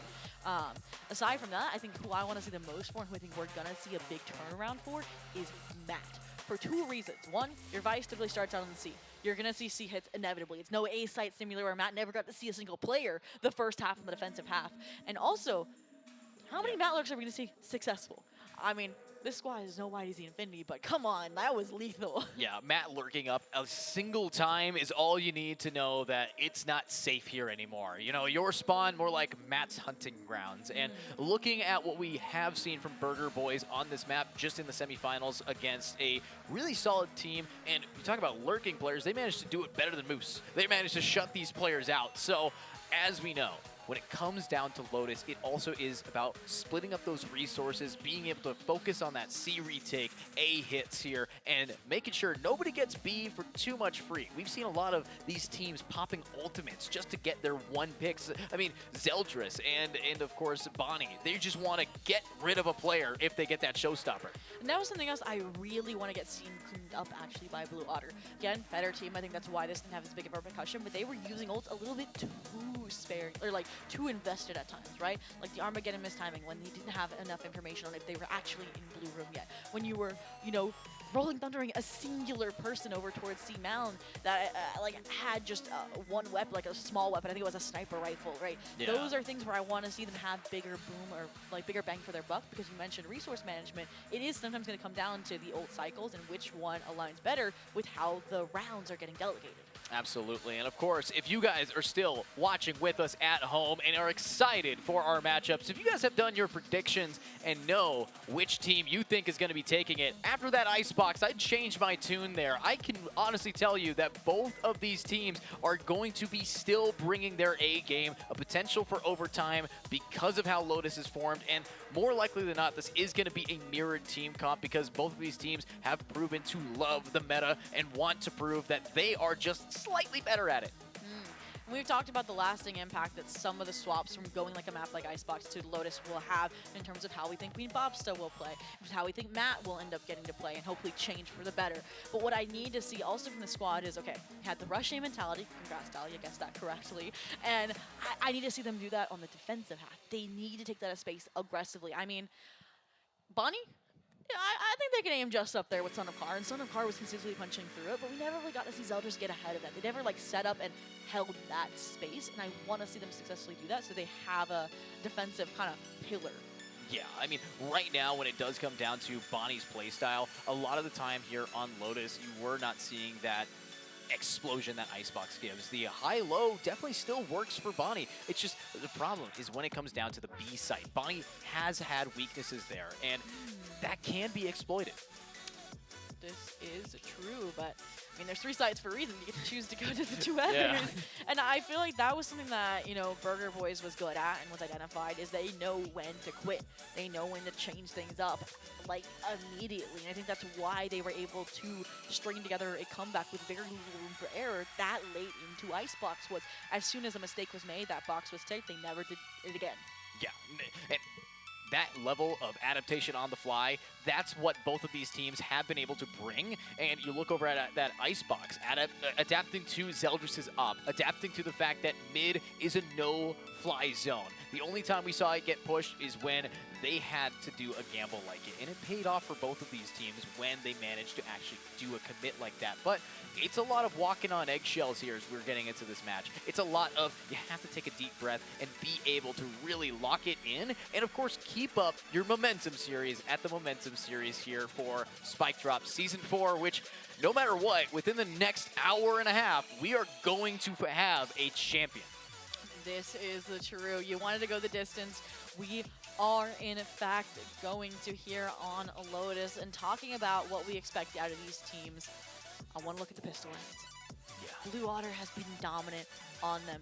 And I think if I remember correctly, too, they lost it against Northwood as well, the original one. I think they remember them overcomplicating it, trying to sell a fake on the Caesar with the double initiator while fighting A main as well. And you need all your utility to break their A main Rebel and Root. I'm sorry. So I want to see them go with something simple. Yeah. And we saw from Blue Otter, what did they do? They like immediately went for a Paler C-mount split. So I'm hoping that, okay, Burger Boyz, you were here on time when the match started for the first semifinals. I hope you watched and you're like, wait a minute, this could be the pistol they run.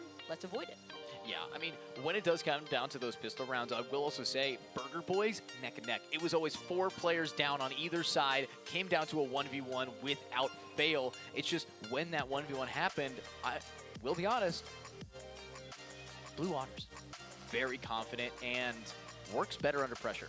I mean, we saw their KDAs, but we need to see their clutch percentages because I believe those are also going to be inflated with, again, how many times they've been in these clutch positions and have won their 1v1 when it came down to that determining the round.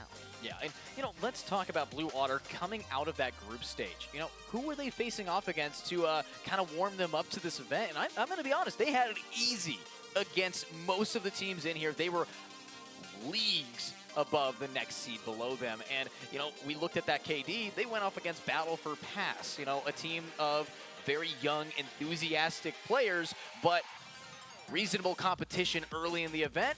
That's where we're going to draw the line, because that is where Bob dropped a 5.5 that has carried, or even above a 5.5, probably around a 20 to carry this far in to still have that stat line. I mean, you gotta think about it though. Blue Otter, not invincible, dropped a map against Delita Esports to surprise everybody in this tournament. Yeah. We can't even talk about Delita. Apparently, I talked to some players about it. They just had the vibes that said, as long as we just have fun, no one can stop us. They don't let mental get to them. My question mark is for that squad is, now that they found success here, are they gonna be like, wait a minute, guys, we could make a challengers running from here. And if I actually see them in the next promo relegation event, I'm gonna be like, I know them. I mean, that's the thing. It's the first time anybody's gets to say, I know them. They were the underdogs for a reason. A bunch of ranked players that showed up and said, oh, competitive esports? I could do that too. It's just another game, even if they're hot on stage and being able to take out giants here in our Fun Haver Momentum. So, with the Delita talked about, with everybody that Blue Otter had to fight, you now know they're running into a wall, and that is going to be Burger Boys. And I think that's the issue, is if you jump from basic addition to, differential equations, it's going to be like you have no clue where to start. And because they never had that incremental challenge increase on the size of Blue Otter, like Burger Boys did, and the same thing we mentioned during the Landor game on why they were successful on maps like Icebox, I think that's what has successfully made this team into a diamond. You said it, pressure makes that possible. And if a team had it, you mentioned, okay, it's like Blue Otter, pressure in like 1v1s from a mechanical perspective, pressure from a gameplay perspective. Burger Boys has it. Oh yeah, I mean, obviously Burger Boys as a team has gone from your classic just single with cheese, and now they got some onions, they got some layers to it. Hell, there is smash burger with that pressure, and they got the crispy edges. They know what they got to do, and the fact that this burger is getting tastier and tastier, I just want to keep eating it. And of course, Blue Otters wants to keep beating it. They managed to take a solid map 1. The overtime was a little bit hectic for them, but this is a map that on all accounts favors Blue Otter. Yeah. And again, we were questioning, okay, how do you let a sensitive through? Why do you ban Pearl? It feels like they, again, were like, okay, we understand. It's like a common consensus, like a sense going to go Blue Otter's way.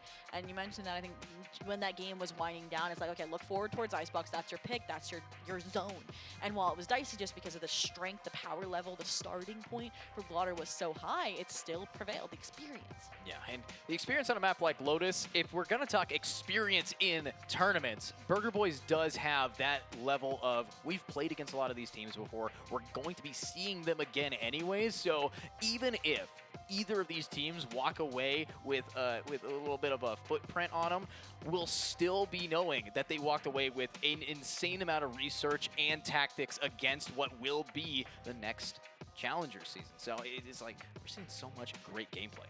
Oh, and then that it's great to point out when we talked about experience was Zeldris, right? New to this squad, we've said it many times, but we actually saw, right, the lack of integration into this main roster. I think last time they played Lotus, right, Zeldris wasn't playing like buddy-buddy with the Breach, buddy-buddy with the Taylor, which is where they thrive, which is how every other team kind of plays it. They were often going off on their own, right? They were flanking. They were always, sometimes the last one standing. A lot more than your race typically is on this map, unless it's like a coordinated retake effort and they get picked off behind you. So I'm wondering if now, number one, that approach is going to work even more because they are firing a lot more in this match than they have previously.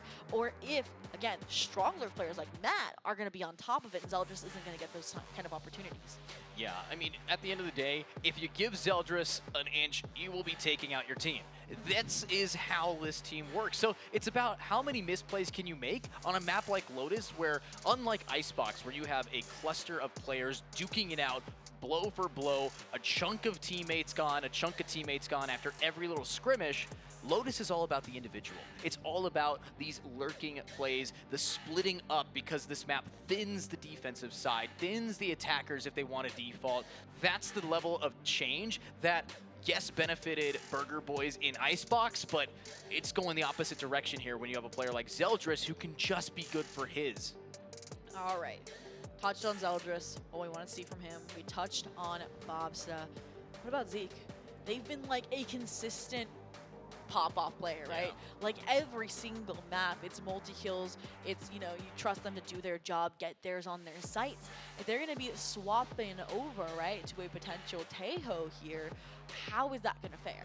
Well, I think Zeke is actually, in my opinion, Bob's is still going to be on in the Breach. Yeah, so for Zeke on the Breach, it really has come down to using the util with Bob's, being able to be that synergy, because Bob's been a little bit skittish on this character.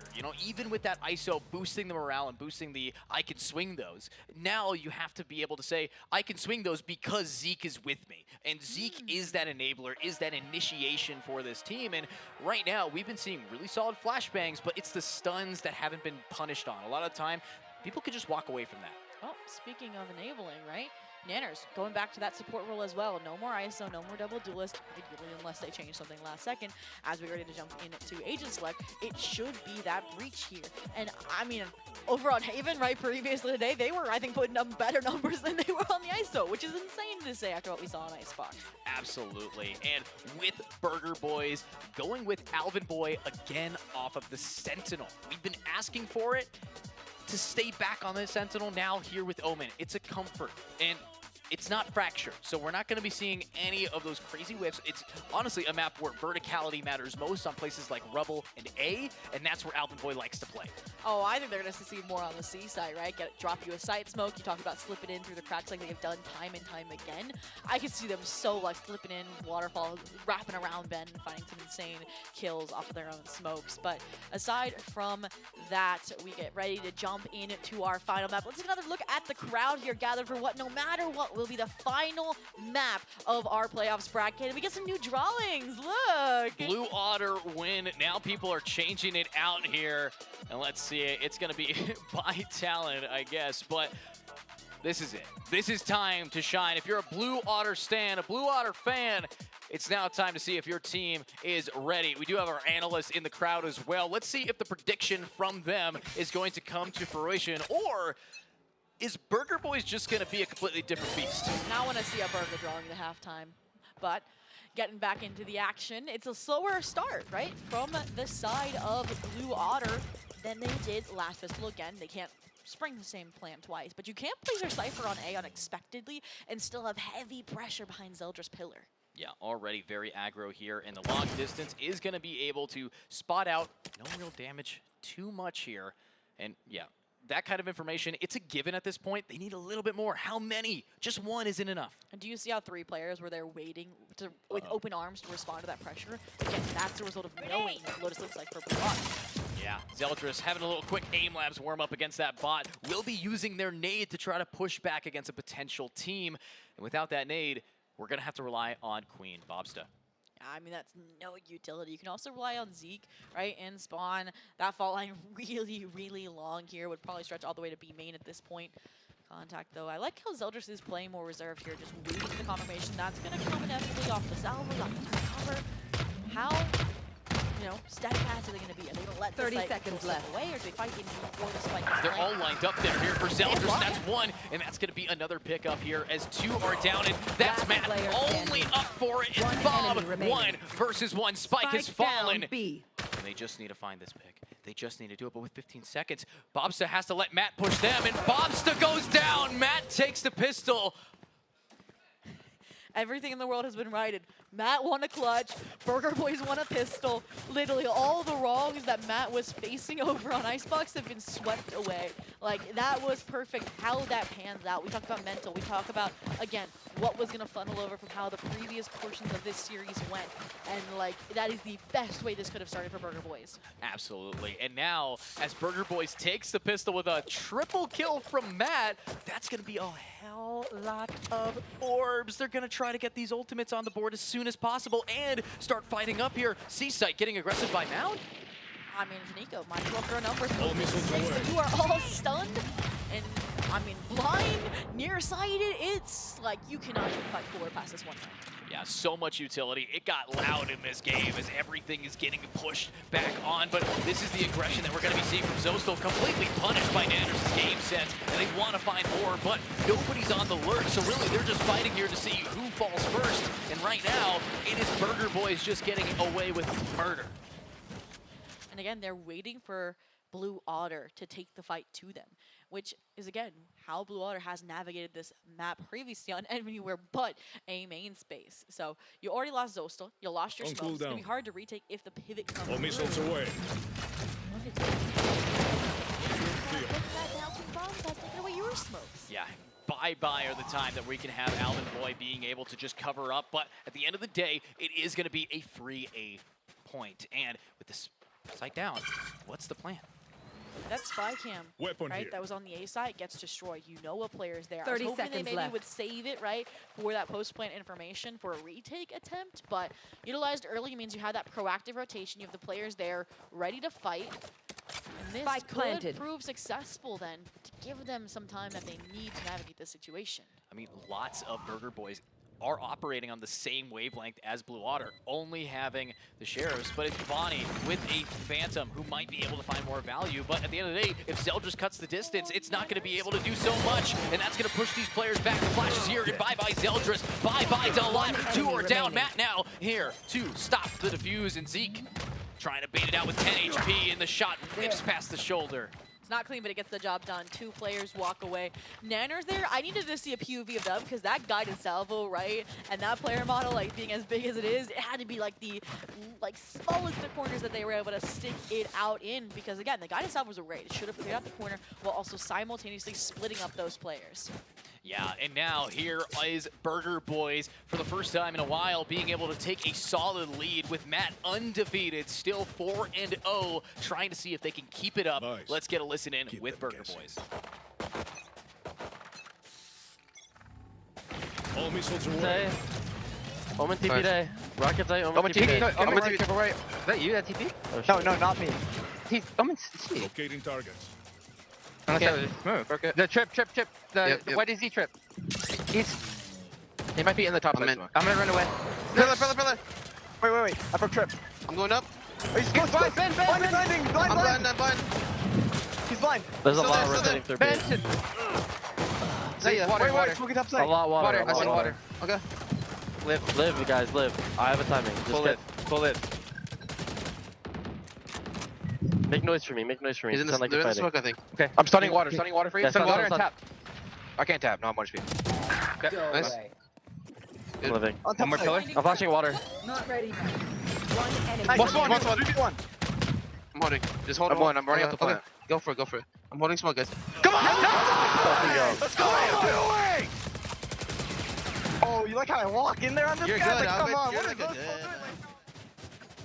And the confidence is sweltering. They said it themselves. They are locked in. And our question already answered 3 rounds in. Would Matt get successful lurk plays off? I mean, Zeldris was looking at him, but couldn't get the job done. The fight lost alongside the round. A bonus converted here. I think this was the last thing we were going to expect coming into this map was a 3rd round conversion. Yeah, I mean, Blue Otters has been able to take a thrifty from him, so for the fact that they got a bonus round 1 on Blue, that's pretty crazy. And now Zostal already having to use 1 piece of util, they have to give this up, and Cypher's not set up on C. And, I mean, it has some utility. Cover going out. I mean, I think they're on Nico, so they don't have a lot of utility to set up here. It's been heavy pressure on Zostal, but we've seen them deliver in these situations last time on Lotus, right? They would punish off of Shondex's utility. In this case, I guess it would be the camera, and then you spam through your own smoke. You paranoia the target here. But just feigning the idea of a rotation here.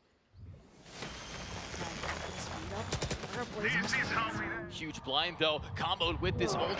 It is gonna push him back, and Albaboy just sticks it out, gets doubled down with Matt able to get there. Zeldris with only a Sheriff knows how to hit these shots, but we're looking at an entire team not willing to fall. Bonnie able to get the final player defending, and Matt remains unkillable. Ooh, if Zeldris got that shot on Bonnie, would it have impacted the round? No. Would it have looked cool? Yes. And now Zeke said they had moments consistently across this series, but it would take the thrifty ace collection. Unfortunately, they're only going to take 1 with them to the grave. We are, you know, steam engineing ahead here into a 4-0. Yeah, 4-0 and 6-0 for Matt. This player, who we really highlighted, as you said it, as the person who's always behind you, is now chasing death. They are not allowing this person to fall. And if they just keep getting that space, Matt's not going to just have the top frag spot. They're going to have that ult. I mean, it feels like Bonnie and their mentality in the semifinals has infected every other player. Like, Alvin's just running in, trying to get these kills. Once they find the first, they realize they're, you know, ecstatic and just carrying over here. And I mentioned this, Blue Otter, they're the ones that have to get proactive on this defense. And I don't even think I've seen them fight for Rubble and Root once this map. Yeah, I mean, the fact is, we have Retro here, who has been able to win sites alone with an op and a short. But now, I think they might be able to just keep up that kind of vibes in this next one, as right now it's an inverse. Zostal needs to find theirs. Queen Bobsta, we said we wanted her to take on some engagements with this A, hold off of her utility. Drone going out. Strip them of their util, get them stunned up after you figure out where they are from self-spray, and that could just happen. Yeah, knows that there is going to be that Tejo close here. Unfortunately, all of this util is going to have to force these players in. We know that Tejo is capable of funneling exactly where you need it, but one tick at a time. That's Bob getting aggro and taking the trade-off, and Retro now falls. Nanners with the pick. This is going to be tough with 45 seconds left. Disengagement, at least you don't waste too much utility here on the A fight, on the A pressure. And I mean, both sides losing the Tejo means you're not any real the worse off. Matt as well, you know, claimed all this space. He didn't break 30 the trap seconds wire though, left. so that could be a little bit of a difficult here. When you're fast enough, Lawrence fast enough, you should be able to get onto the site. But the Rolling Thunder, you talked about it, they are so willing to invest these early on. And this time it might finally work out in their favor. Ooh, but that teleport is not going to get them onto the site, so they have to get the spike planted. With 12 seconds left, they have to commit B. It's time to push, and they're just going to save. They already know that they're 4 rounds up. They are not willing to give up any more of these weapons. Yeah, I mean, I don't know if you noticed, they thought they were going to get pushed off the Rolling Thunder, so Matt thorns them off to protect them. But then when they realize there's only 15 seconds left, they can't go in anywhere else because they have no information on who's down because Matt Slurk was through P main. That, I agree, was the best situation, right? Not losing those weapons. And I like looking towards the future. Yeah, and right now it's a future looking a little blue here for Burger Boys and Blue Otter wanting to keep it going. So as an op is now back in the hands of Zeldris, the fear online here if we just have it echo through the map. It was online last round too, but nobody saw it. They pulled out the classic before the Omen ult saw them, destroyed it, and yeah, got the opportunity to use it, right? You can't punish off a Rolling Thunder with an operator, but what you can punish is Zostor. So perfect. That's all Zostel needs to be. Needs to manage to find it, but the smoke, it's perfect to scare the back, and that's the Rolling Thunder. That a beautiful call coming out from Zobi as they're now running it up, and there is a showstopper. They're investing a lot of ults, but Zostel's the one to find the value. What a trip to read it like a book. But let's find out, can they get the pick because of it? No, they still manage to stay alive, but the high ground is spotted out here. Zeldris up in hand. Spike planted. Gonna find an opening, but Bonnie sure is. Takes out Zostel, and in the post, it's the aggression, and no! Whips it out! Oh my god, Alvin with the throws! Oh no! At least Bonnie's still alive. And Bonnie now caught out, gets taken down as well. And there's Matt trying to trade it, but the spike is planted here. And here's an ultimate from Matt. That's one down. The nade might come through. Jumping. No. Jumping classic. One more try, and it's over. Even with the toss. Another 3K clutch. You know, it took 2 ultimates, but the job gets... Isolate the problem. It took 3 ultimates, but the job gets done for the side of Burger Boys, and that's what you needed, right? You just lost your first round, but just saved the rifles. You don't want to lose any more of them. And, I mean, it was so funny, right? Bonnie from that trap wire gets pinged down. You think their wings are clipped, so Alvin tries to take that initiative, right? They almost fight a CT. They realize there's too many players. Rebound, go Waterfall. Right-click RNG, you're going to be laughing at that more than anything because it's a repeat from Fracture earlier almost. And at this point, Matt, another clutch. Yeah, Matt being able to clutch it up there, very close. And now it's time for a timeout. It's time to take a deep breath here. So Zobi, now that we know what they can do, even with Alvin Boy. They're being too passive. I mean, we saw it, right? In their last match, in the semi-finals, right? They were, even on the pistol, getting aggressive, right? Went for a trap play. Out the gate to pinch players on mount, it worked. They get the ball rolling. Even once we saw like Son of Car leading the team, leading YDX Berserkers to fight a main space, they started fighting a main, you know, nading towards Son of Car, right? Dropping the Tejo missiles, you know, deep root. And I haven't seen any of that. And part of that is, again, because of how slow Burger Boys is moving and how fast they ramp up into action. Yeah, and now ramping back into action here as our timeout is going to be lifted. It's up to, of course, players here like Zostel to find their opener. We've seen a lot of times where they're the first blood, and now that team loses smokes. Shondex here with the hero rifle Not ready as well. yet. Thought they would be playing solo while you stack the alternative site on an eco, but this looks pretty default. It doesn't look like at the surface level there have been many changes, aside from your breach playing deep or tree, deep or A, instead of more towards blue room. And another change coming into the limelight. No utility C.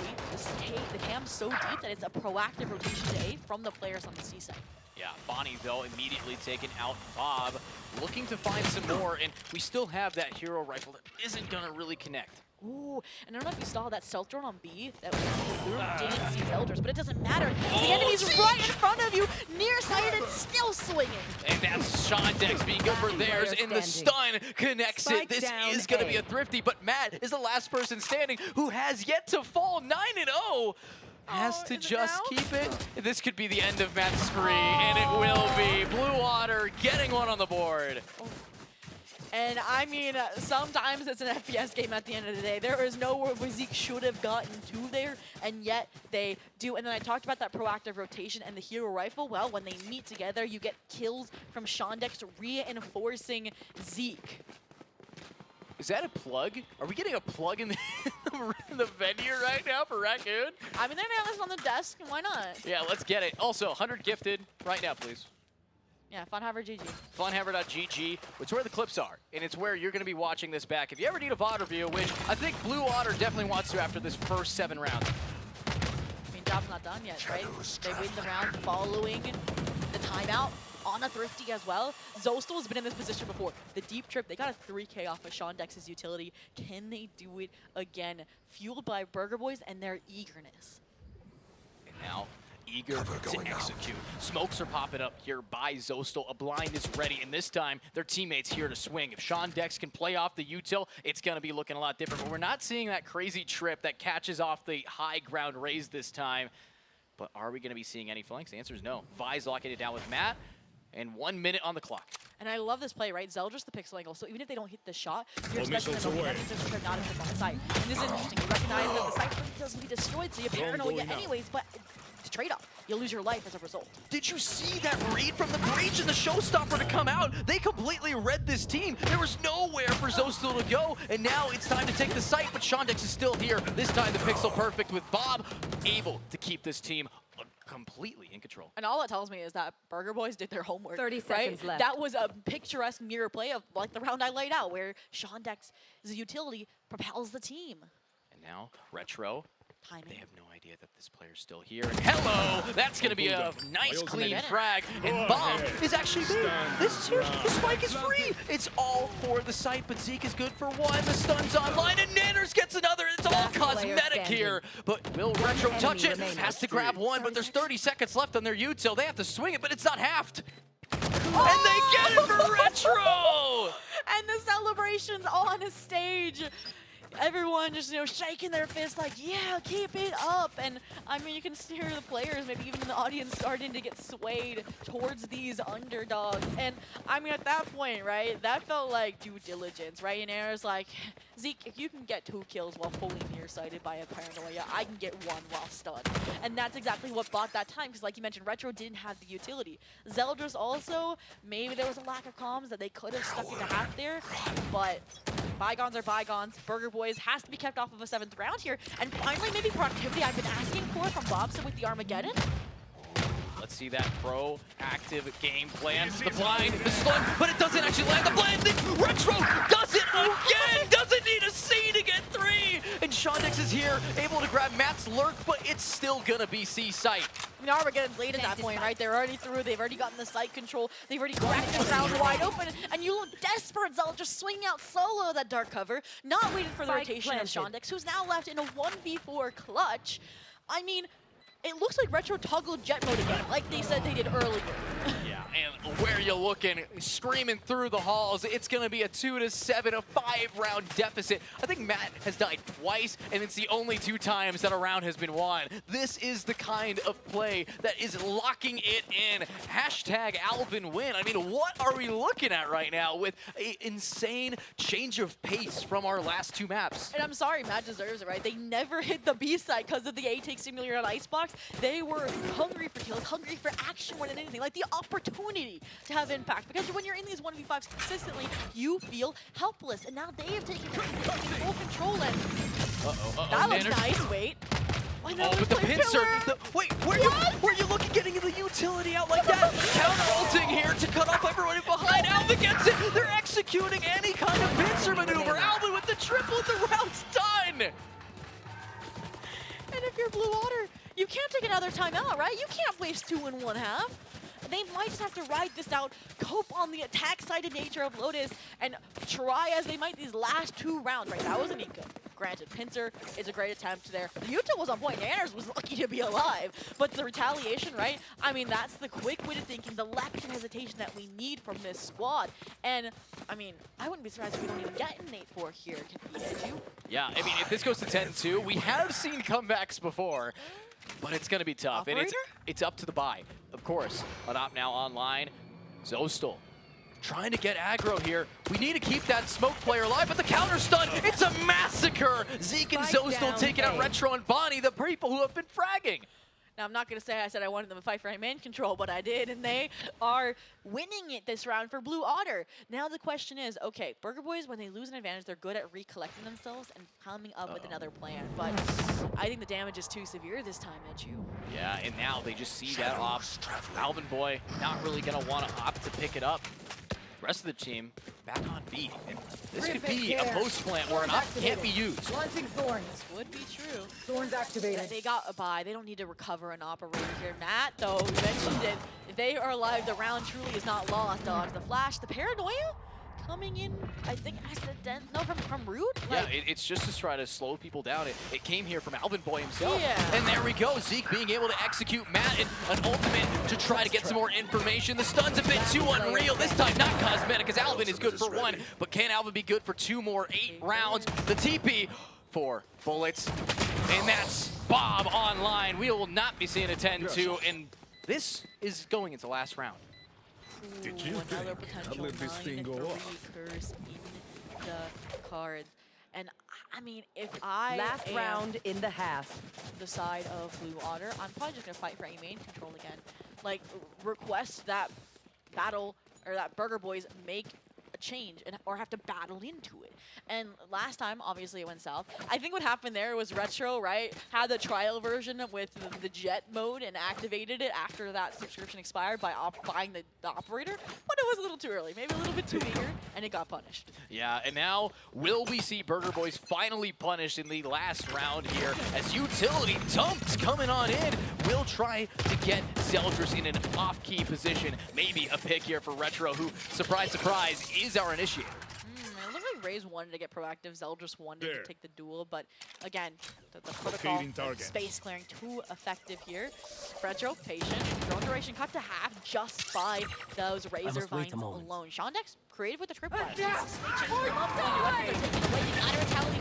But the stun, it hits so many, and the shorty's not enough! Matt execution, the shorty distance just ain't it. And that's gonna be a huge pick down, but they have to keep holding the W key.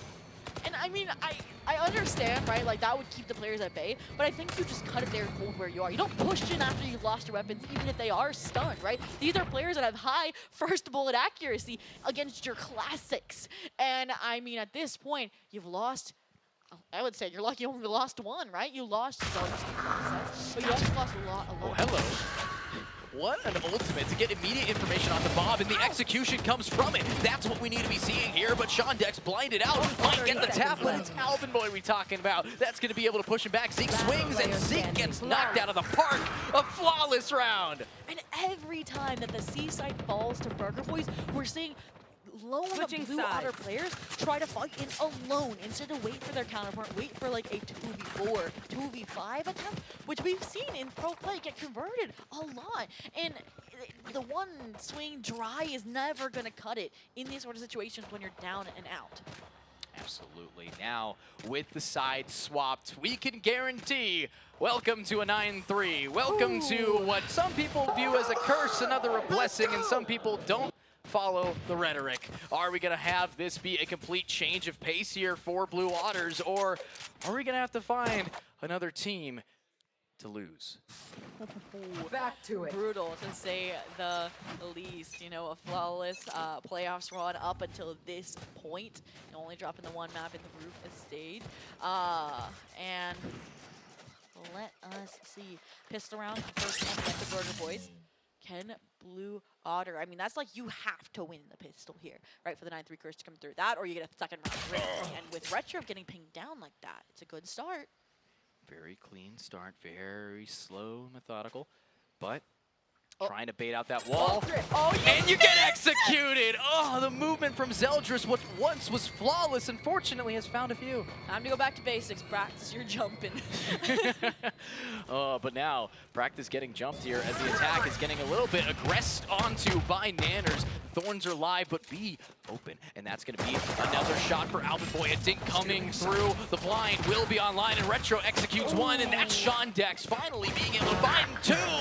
Then another by Nanners right on through, Spike dry down B. as ever. And this is what I love from Burger Boyz, right? Any player for Blue Otter in this situation would have swung through and just taken the fight anyways. But what happens is Matt disengages completely. 30 They have seconds Spike down. left. They have numbers. They're not taking any chances against Queen. Bob's to herself. And Bob, what chances do they have here? 20 seconds remaining, 1v3, having to inch, snake their way through into two players who know exactly what they're doing. Alvin Boy looking through the legs, gets the headshot, and that is another pistol defining the game and defining double digits. Ooh. And what does the force up look like? Because it is a must if you are Blue Otter here. I'm seeing 3 Sheriffs, 2 Stingers. We'll see if they upgrade any more than that in the process here. And I'm surprised. Do you see that Burger Boyz is still going for their like light buy here? I think that's because they don't want to hand any weapons over to them if they... Goes. I will rip the They're trying to avoid losing a buy-up because then that would shift the momentum. They're like denying you the 9-3 curse potential by just not buying. Smart. I mean, welcome to Pistol Round 2.0, where most of the util has already been used. And now we might be able to see some level of force here for Blue Otters. They have Stingers, which means that the Pistol Round 2.0 has brought some big boys to play. I mean, at this point, it feels like Burger Boyz is gifting this round to Blue Otter. Like, that's the intention that buy gives going into this, because then it's going to be a bonus, right? Or I guess it would have been a bonus for Blue Otter up against their rifles. So they just want to take down the rifle. Look at that pincer, but is it going to be given up as everybody's pushing in? That's a lot of damage dealt by a Ghost, but there's Bonnie. Good for theirs. Grabbing Zostal down, now wanting to get aggressive here. The Stinger still trying to swing around the corner, but that's a bucket to the back end. And there it is. One player falls. They win it, even though it's technically just pistols. They have 5 Ghosts are in a Bucky. And that Bucky was bought last second. Yeah, talk your smack, Alvin Boy, because you are 2 rounds away from being crowned champions. And I mean, that's what I'm saying, guys. We nerfed ourselves and we still won the round. Yeah, if you can't handle me at my best, you don't deserve me at my worst. As right now, an insane game. And I gotta know, if Alvin Boy's been talking all that smack, who's talking over on Blue Otter? Let's find out. Savos on. 3A, 3A. I want to do heavy replay with Savos. Okay, I'm having double rubble. I'll stun rubble on tree. 3, 2, 1, go. I'm blind. I'm blind. TB cross. I'm in the smoke, guys. Where's my peeking? Spike There's down. 2 rubble, 2 rubble. Left, rubble. Root. Raise your rubble. Last player standing. Hey.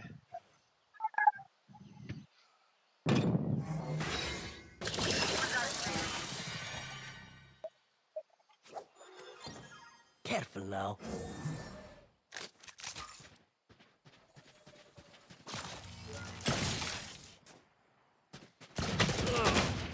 That's right. Let's see. 1 round at a time is all we can do. That's it.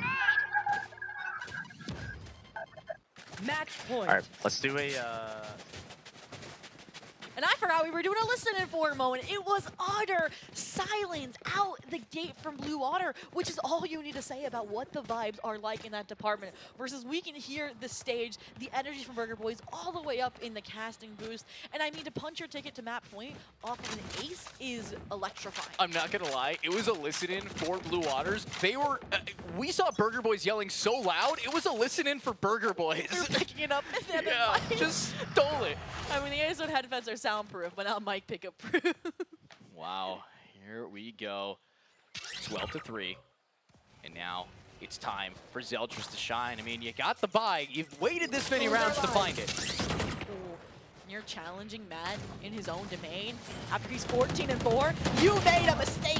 I mean, at least Zeldris is able to find the tree, but that's your smoke's gone. That's your delay power of this retake, and Zeldris is still alone. So I'm surprised Burger Boyz didn't fight in.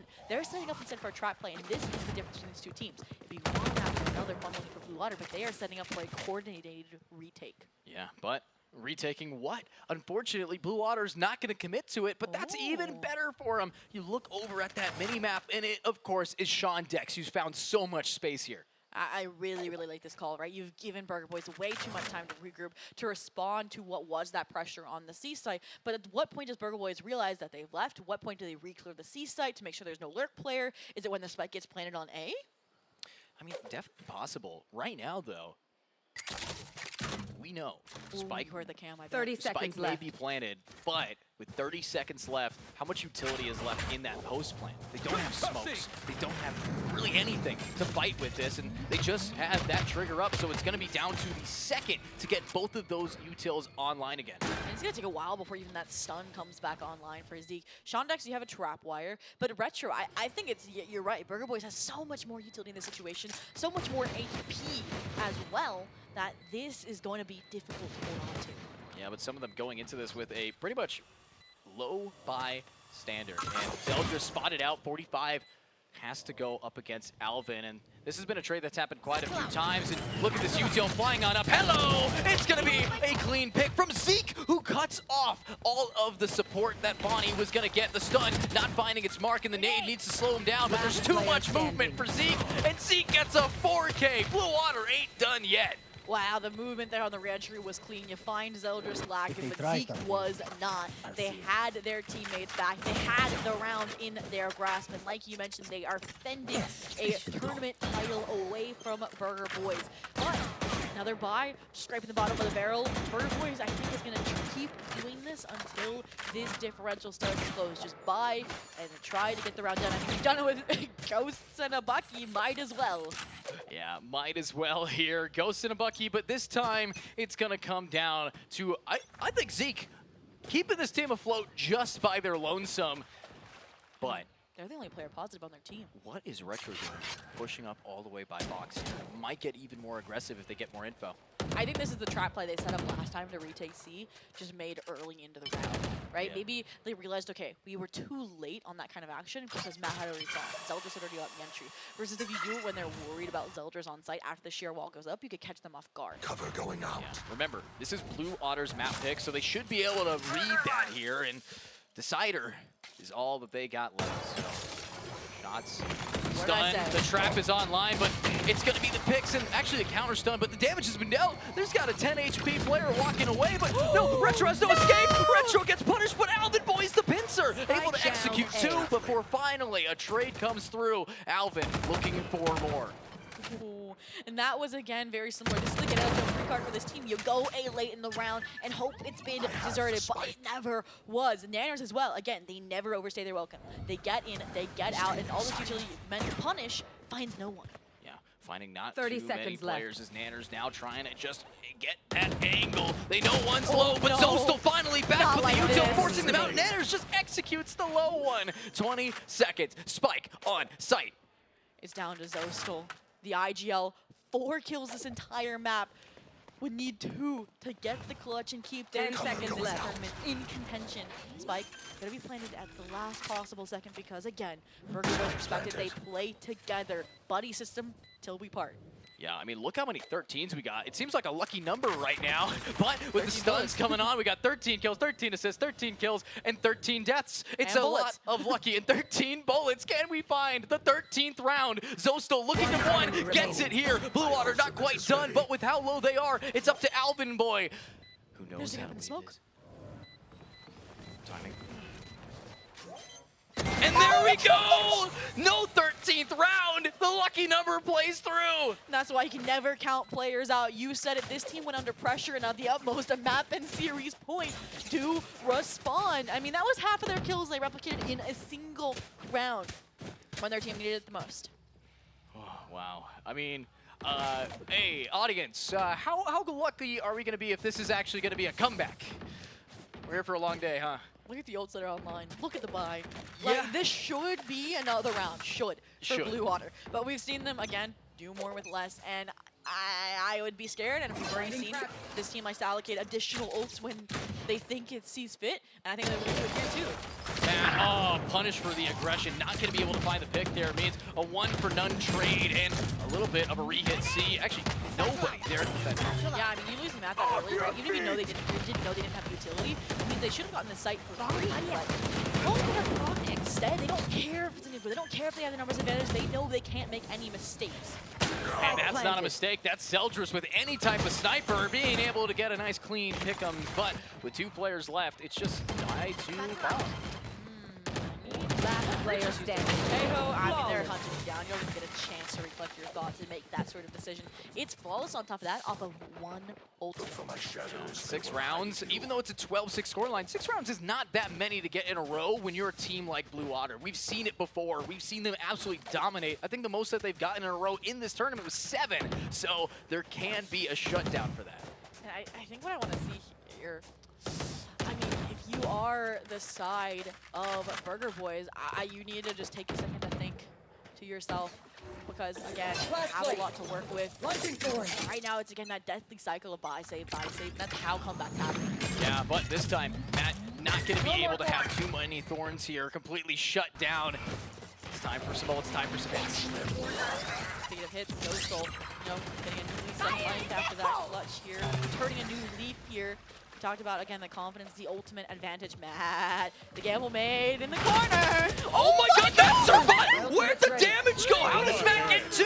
How did the get 3? Almost 4! And that's gonna be 1 left, but the ultimate pops off, and that's how the damage is! It's all over, and Bob can't clutch it! Blind as a bat, and Bob is executed! Matt! And just like that, 13-6, your HyperX Momentum Series Land champions, Burger Boys, have been crowned. How is that the showstopper that stops the show? Where was the damage? I mean, I'm sure that's going to show up in the replay highlights. That's all I can say. I mean, Matt, I was going to say, like, has plot armor, and that just proved it. Oh my god. Well, there we have it. And now it's time for a deep breath, a sigh of relief for everyone here, but Burger Boys just cannot be taken out at an event they qualified for through years of playing. They put in the work, not just to get here, but through the bracket, through the hard times, through the double digits and overtime affairs. It shows that the easy road in life may not make you the best candidate or best team here.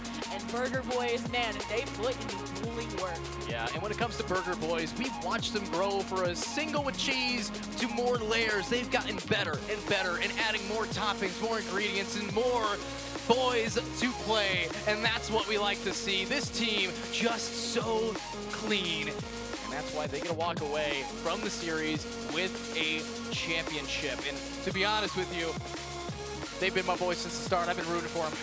And I want to say that's actually front and center as well as like missed bumps and hugs as well, which is no surprise here, right?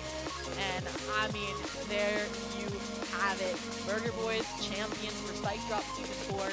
Collaboration Fun Haver GG for the Momentum Series. It's been insane.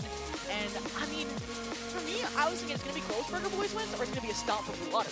I did not expect it to be the other way around. Yeah, stomp at for all. Burger Boys. And I just, it's so odd to me because we were looking at this team neck and neck, Icebox being like, yeah, okay, Overtime. Burger Boys, you guys have this, it's your map, and yet a huge fight was being brought out, and now Blue Otter, I think just it came down to endurance. They showed up, and when it comes to who had the easier group stage, who had the easier ride here, I don't think it prepared them. And they even played back-to-back series, like right, minus maybe like a 30-ish minute break, if that, right? Like, it shows that again, right? Like, if you have that tenacity, if you have that underdog mentality, you can come in and win this. And I think they had the best attitude this entire event as well. Yeah, I mean, Blue Otter, they definitely came in strong, came in swinging. They were confident. You know, they locked this in. They were like, nothing to me, all right? They brought the energy that Landor brought, but backed it up all the way to the finals. And honestly, looking at these teams now, there's only up from here. Challengers, this is going to be an interesting rivalry, I'd say, between them. Oh, no, for sure. And I think, again, it proves that it's not who is the better team, it's who's the better team on that day, because Burger Boys didn't even make a deep qualification run in stage 1 of BCL, right? Like, they did okay in the group stage, they're going to be in their next stage, but it was Blue Otter that, you know, pushed these higher-end teams that are now in the late stages of playoffs to the limits. Yeah, and the limits of this game will constantly be tested by the Tier 2 talent, being able to say, hey, this is my VLR stats. And, you know, we saw some VLR stats get farmed here by Bob. So everybody walks away from this tournament with a smile on their face, with newfound knowledge about, okay, how do we want to play this? How do we as a team want to rock it? Especially if we have players here like Zeldris being able to come onto a new team and honestly show up and show out. Yeah, taking one last acknowledgement and look towards this map, towards Blue Otter in particular, right? I think they know what they have to work on, right? Again, Icebox map, they were avoid of the problems. They admitted that in a post-match interview when they had a little bit of time to address it. What do? They copied the opponent. And I think that with a lot of time, their Icebox looks very promising. But Lotus, like, I saw the problem with the last semifinals, but again, the power level mechanics carried them through it. They were exasperated. They were exposed by Burger Boyz on this map. And I think if you watch this bot back, any VCL team is going to rip them to shreds. Yeah, I mean, right now, this has been a big reveal of the hand here in Vegas. Next time they step up to that table and bring their chips, it is going to have a lot of people with some cool shades being able to throw shade and absolutely shut them down. So this is exactly what we wanted to see from our finals here, but we're not quite done here. And with that, we as your casters might be done for the evening. We thank you for stopping by to watch us carry you through the action. But like mentioned, more content, more to learn about your victors of Burger Boyz. So we have Keg standing by with the team to learn about their victory. Thank you so much, Zobi. We have our winners here. Woo! Congratulations, everybody. I've been watching you all play for a very long time. I'm super happy to be here. I'm going to ask some very quick questions. These questions are going to be around as long as the rounds were in that final map, so easy breezy, no problems. Retro, there are some invisible changes that happen in team rosters that a lot of people might not be aware of if they're more casual fans of Valorant. The structure of how your team has been led and who's calling the shots in the rounds has changed recently. You're now the voice, I should say, in the server. How has that changed your dynamic of playing? I think it's kind of what has always meant to be, because I've always been kind of controlling to my teammates, and honestly, it just makes sense. It just all clicks when I'm the IGL. Look, I remember you all the way from the Renegades days. You were a great player then. You're a fantastic player now. Thank you so much, Retro. Bonnie, hello, hello. So, where to begin with you? I mean, explosive performance after explosive performance. We thought game number 1 was great. Then game number 2 was even better. And then game number 3 was exceptional. What is going through your mind when you're making all these wild plays? You know, the whole reason I came here is just, my whole motivation is just the things been going on with my dog, and it just motivated. It inspired me to play better, and I kind of like did it for him. Awesome. Now, I'm going to ask you one extra secret question. You're the only one that's going to get 2. Are there any interesting prospects in the future outside of VCL? Maybe some VCT in the future? Here, hold it for this one. That's definitely what I'm planning to go for. You know, I'm putting in work, going into practice, winning lands. It shows, you know, you have all played so amazingly, and I cannot wait to see, if you guys are here now, what it's going to look like a year from now. Nanners, I told you I'd be back. So you had some amazing performances in the grand finals too. I could see the stress on your face from the end of game number 2. What was it like going to that final map? We felt pretty good. Lotus has been a map for us that we started picking recently, and we lost a couple times, but every time we've had it map 3, we've always won. So going into it, we were pretty confident we were going to win. Confidence is key, and you all proved it today. Hello, hello. Alvin, nice. Alvin! So again, I mean, you know, it was so tough to debate what we wanted to do for our head-to-heads and MVPs, of course. You and your utility usage was bar none everybody else this tournament. It was amazing. So I gotta know, what is the future of your Valorant career gonna look like? We're still playing in VCL next split. I hope we show up there too, like we did today. And honestly, I'm looking excited for the future after this. Damn straight. Now, I want to say I coined this, but we had the meritocracy for a very long time in the early days of the Burger Boyz. I know your calling has been amazing, and now you're able to frag a lot more in the server. Tell me what that structure has looked like for you now that you're able to let a little bit more loose in the server. I'd say it definitely helps with like vibes and stuff because I have a lot more fun not calling, and I have a lot more freedom. Like when I'm lurking, I'm able to focus more on my crosshair rather than my minimap. So it just helps a lot with how we do things. And Rhett is usually like with the pack, so he's really good at microing the pack when he's with them. To me, you're still the king. I think you did an amazing job this tournament. Hey, last but not least, one more person to glaze, right? The coach of it all, able to make it a possibility. I gotta ask, what's it like to coach these guys? I call a timeout. I call a timeout, and they usually just don't listen. So I just kind of give my general ideas on what I think and go from there. They can do whatever. Are you more awake now? Yeah. He's more awake now. We finally got him. All it took was a grand finals to wake him up. Oh, thank you so much. You all are amazing. I've been able to watch you in VCL and even the rise into VCL. You've all performed amazingly. I'm going to hand the mic over now to MFH, Mr. Tim himself, and we're going to keep on going. Alrighty, first and foremost, congratulations. RetroQ, you've got a first place now. You know, and something that I matters. have more earnings than all of them combined besides Bob. Oh, wow, that's a little spicy. Well, anyway, you need to stay behind. We have a drug test for you coming up, but otherwise, you all are free to go after this. I want to say thank you to everybody who came out, all the teams who played, everybody. You guys, congratulations. I hope that desk was comfortable for your nap, but I want to give a brief shout out really quickly to our production staff, Kiana, Rachel, or Reached T, and man, there's more names and I just blanked on all of them. Our admins, I just want to say thank you to everybody for all the work that we did. I know there's some things were bumpy. Some of the stream wasn't to the point that I wanted it to be, but we got through it, we did it, and produced this event. So thank you to A-Stone again for helping sponsor everything here, and thank you to the HyperX Arena for having us, and I look forward to seeing you guys next time, but congratulations, boys.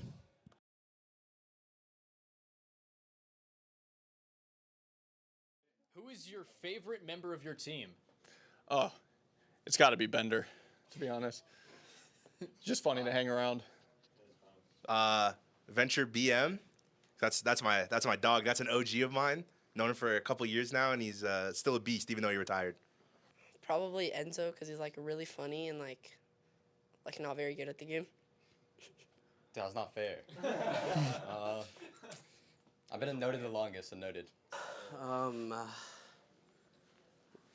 I would say Alvin Boy because he always wants to share a room with me. My favorite member of my team would have to be Chase. I think he's really like holds the team together like glue. And then maybe second favorite runner-up. I don't think there's even could really be a runner-up. So Who's my favorite team member? I love them all equally. Probably Shaz. Why? He's cool. Bro, I don't. It's gotta be Zach. He's really cute. No comment.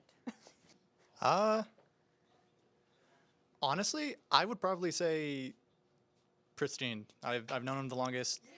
I'm best friends with the guy. Tootsie, because he's my hype man. My favorite team member is Benji. Me, because I love myself. That's really it. Perfect. What an amazing finale to Championship Sunday of Spike Drop number 4 in Las Vegas, Nevada, here at the HyperX Arena. My name once again is Keg. I'm joined by Style and Raccoon. We have had a banger of a final map, even if the scoreline wasn't the closest in the world. Definitely wasn't like map number 2 Style, but it was certainly interesting in its own merit. It was entertaining. I'll give it that. I was wrong, but also right. That happens very rarely. I was wrong, but I was also right. Oh. So, the score was 13-6. I got the team wrong, though. It was Burger Boys. And what I thought was going to happen to them is what they did to Blue Otter. They played fantastic. They were able to show up in the big moments. I highlighted Matt, and Matt was fantastic. Early in the game, I think he had like 4 clutches. He won pistol. He was 9-1 at one point. Yeah, he had a fantastic map, and I think he really was the MVP of this, at least this third map. Maybe not. Honestly, he was the MVP. He was the MVP of this series. He was the MVP of the series. In my personal opinion, Bonnie played fantastic throughout the whole tournament. He's probably the MVP of the tournament. Okay. But for this series, Matt was the guy in the big moments able to show up and close things out. And I was saying the game is scrappy, the game is difficult. and it matters what you can do when pressure is high, when you have to make big plays, and Matt was the guy to do it. He made huge plays time after time after time.